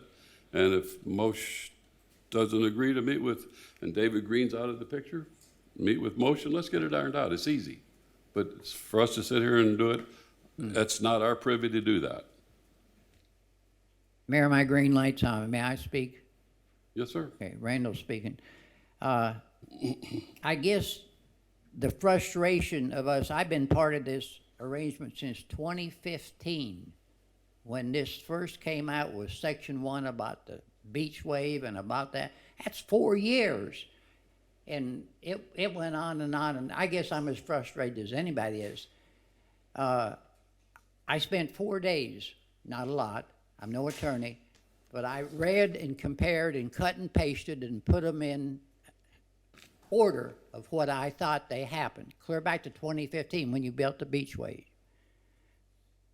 The plans was there, you changed, you put a hotel in there a little bit. That's neglected, doesn't matter what it is, but it was there. You come in with a proposal of, I don't know, $65 or $56,000, $1 million.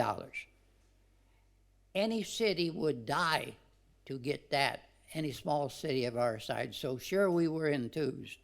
I know it was a long drag out on the beachway, and you spent probably twice of what it really should have cost to meet our needs, probably $2 million instead of $1 million.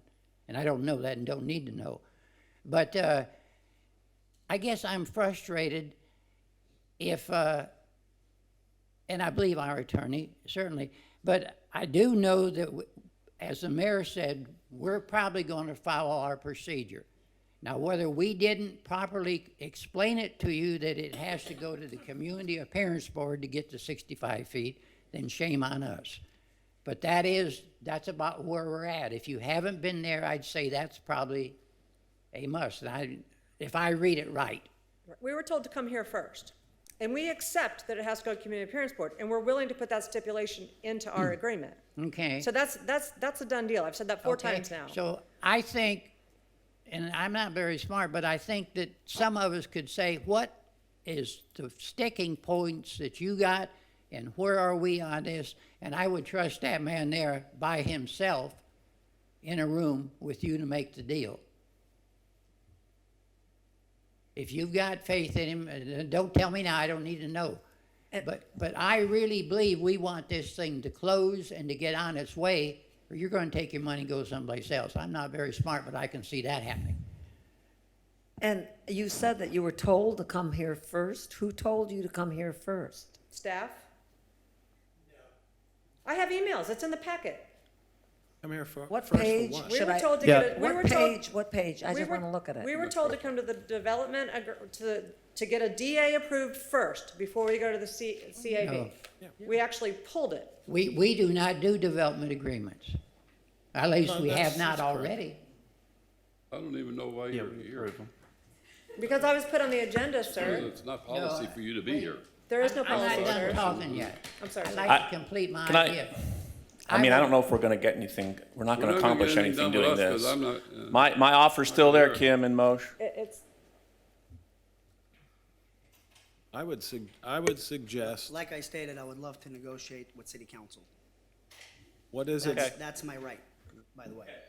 Give us a list of issues that you would like to negotiate with council regarding this agreement, so we can put it on the table for the council. Everything that's my presentation, but I wasn't sure where we were because of the way it was advertised, because of the staff report, because I don't think this has been publicly noticed for a public, I don't know if it's a statutory development agreement. Your code is The lacking in first definition. recital of the agreement, Counselor, as you know, specifically says that this is a Home Rule Powers Act development agreement. So it has nothing to do with 163 procedure. Okay. Okay, so it's a Home Rule Development Agreement. you know, tonight's the first time that I've heard that you're willing to concede the fact that 65 feet in height needs to go to the Community Appearance Board, so that ticks off one of the disagreements at the staff level regarding the agreement. I'd like to know what other provisions specifically it is that you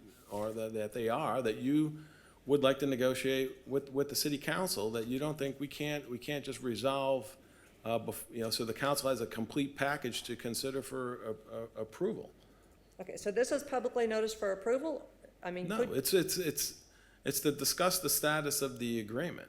Because our view is that the current agreement, as you want the council to approve, is not in a position to be approved. There are provisions that are ultra vires, in my opinion. The other is the monument sign is another example. But what other issues in the language that we've provided in our draft that you want to negotiate with the council? I'm not clear on that point. because I haven't given my presentation, sir. But your presentation, I just thumbed through all this material, and I don't see where there's a specific list of issues that want to be negotiated.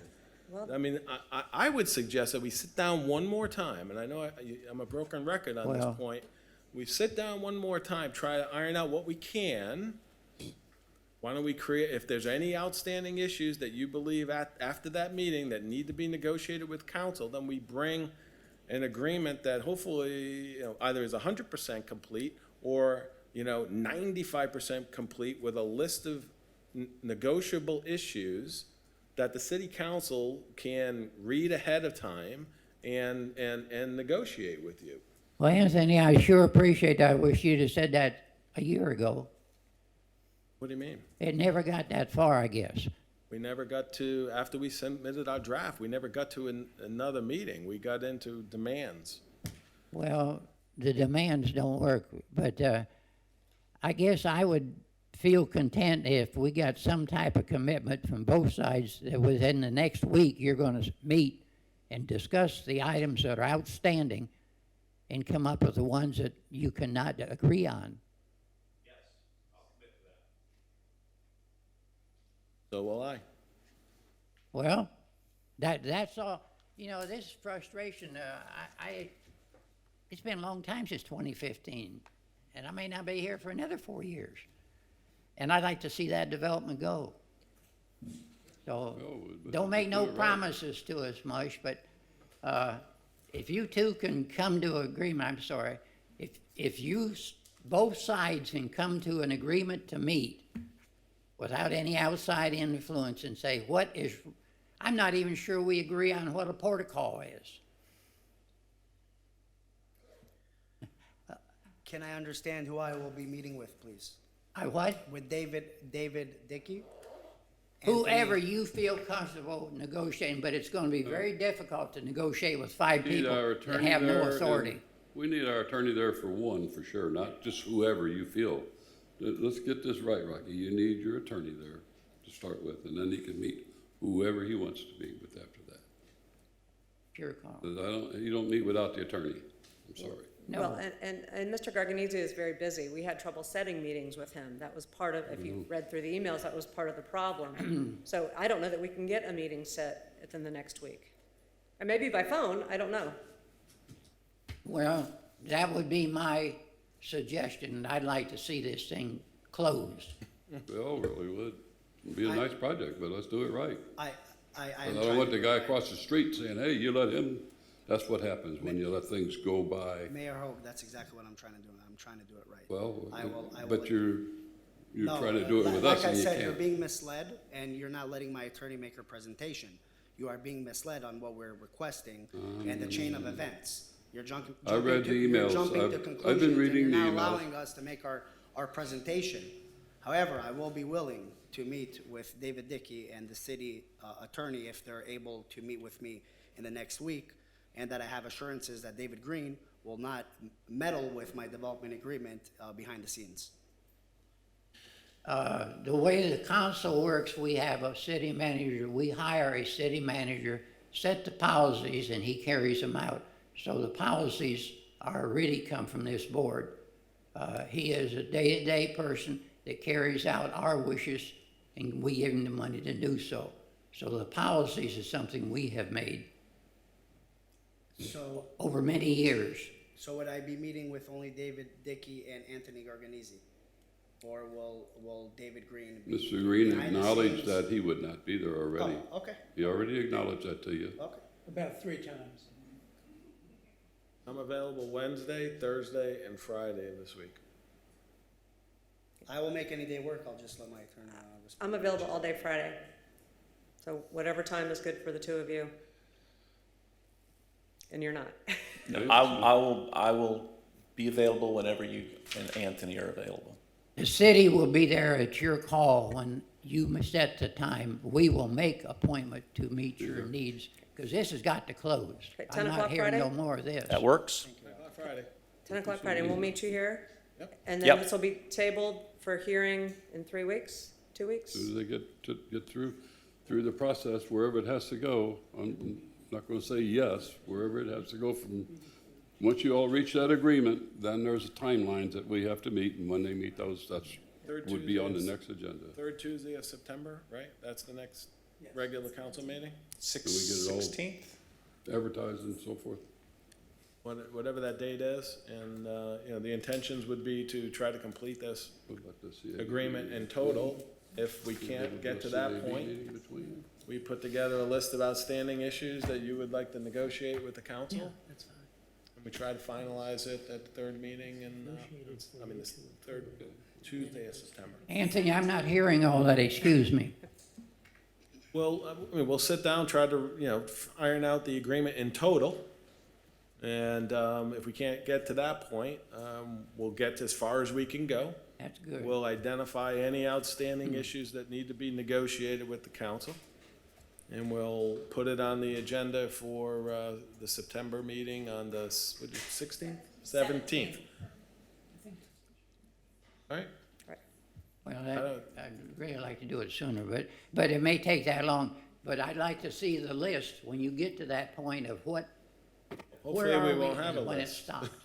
We could have a complete agreement. I don't that you think can that there's 2 or consider. 3 items between the two of you. If you understand what we want to tell you and you tell us, I think it's a doable thing. I'm 82 years old. I want to break ground on this thing. Thank you, Rocky. Is the agenda item done, or do you need to make a motion, or are we clear on where we're headed? It's a consensus, I believe it Okay. is. Is that a consensus of the council? I mean, I'm clear on what needs to be done. We want to do it right, believe me, I'd like to see it. I think it's a beautiful project. Thank you. But let's do it right so we don't have Mr. X over there screaming at us. He wants to do the same thing. We're trying to do so. So, well, that's all I want. Thank you, Play it council, for your straight. time. And Thank just you. so I'm clear on this, David, you're going to use our procedures, what it is, and no suggestions from me or anybody else. I'll buy that. They'll learn it out, I'm sure. Thank you. I think that concludes it, doesn't it? Wow. I'm ready for the Waffle House. All right, that concludes our agenda for tonight, and I would like to go to the quick reports, if you would like, because I know we want to get out of here. I do anyway. Yeah, It's 8 o'clock. Let's start off down on the end real quick. You got a minute. It's gonna be real quick. I have a whole bunch of things I want to talk about. 3 pages. I want to talk about the first transportation policy meeting that I went to July 19th in Orlando. And we all know about the transportation, and we heard that from the TPO. But also our second priority on that policy committee, going to the legislative, will be affordable housing. And that is one of the issues that I'm very much involved in. The next thing I want to talk about, I went to the Space Coast League of Cities dinner at Cocoa Beach. It was very nice. We had a ribbon cutting at Cape View School for the new playground. I was very, very much honored to be part of that. We had a wonderful food truck. We did have the food trucks here in City Hall. That was well attended, and I want to congratulate everyone for pulling that out. And I also went to a homelessness symposium about rethinking homelessness. And I thought that that was done wonderfully by the Center for Municipal Research and Innovation. And sometime, I'd like to have some time to talk to you about our homeless situation here in the city. On August 15th through the 17th, I attended the Florida League of Cities annual conference, and I just have to tell you that a very prestigious award was given to our very own Mayor Bob Hogue for 20-plus years of public service. And I think that this is just outstanding. We will later have the formal proclamation. Someone from Tallahassee will come to talk about this and about Mayor Hogue's contributions, not only as mayor, but also as a councilman. We also heard from Governor DeSantis and Anna Escamami at the conference, and I tell you, I really learned a lot, a whole lot. And we have a new president. I have to tell you one more thing, Isaac Slaver from down near Miami, and his focus for the entire year is going to be on civic education and public service. And the group of Florida League of Cities will be publishing a book for kindergarten through second graders. I think this is an exciting project, and of course, I offer to be a part of that. Thank you. Thank you. I yield to my statesman on my left. Yep, thank you. Quick update for everyone. Went to the National Veterans Homeless Support Dinner here in Radisson and Cape Canaveral. It's hosted by our local constitutional officers. They provide direct support to the men and women who heroically answered our country's call and have fallen on hard times. Governor and current Senator Rick Scott was there. He spoke, him and his wife. I actually had a chance to meet them. Very nice people, and let them know that Cape Canaveral is here to stay. We're growing, and it was a very good opportunity to bring everyone together. And it's amazing what this organization is doing to help those who are homeless and who served our country. FDOT meeting, had an introductory meeting there. Met Secretary Shannon and folks from Tallahassee. Also met with Representative Tyler Soroy, echoing what we heard tonight from the presentation on Vision Zero. Thanks to Josh and staff for helping me understand the priorities, and council for continuing to support the A1A initiatives, state road A1A initiatives throughout our city. And the continuing citizen meetings throughout the community. Also wanted to highlight the event that Ms. Callum spoke about earlier. She came together, and a few of them helped spruce up the park there, Veterans Memorial. That was a really nice event to come together and to recognize those veterans who've passed away, and to plant some flowers and make the park look a little bit more beautiful. So thank you for your leadership in organizing that, and VFW and whoever else was involved. And the boaters, I know you guys have heard it. Please continue thoughts and prayers. The two men who went out in Port Canaveral, Mr. Brian McClooney and Justin Walker, last time I checked, they're still missing. Happened right here at Port Canaveral. So support your Coast Guards and the Coast Guard Auxiliary, who's out every single day trying to help them. Thank you for their service.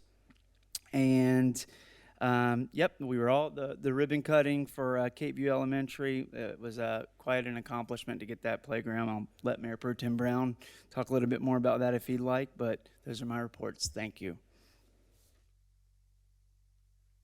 First, I want to thank our first responders. I want to thank staff for everything they do. Due to the late hours of the night, and I've got homework to check when I get back to the house. So I'm going to go ahead and defer to the mayor. I don't have anything. I've been participating in many of these activities you heard about, but rather than double talk on it, I just want to tell everybody, keep in your prayers about the two firefighters that are being looked for. It's horrible. Anyway, I pass it on. Mr. Green, do you have anything? Anthony, you know you. Man in the Green? Nothing? Okay, meeting adjourned. Thank you.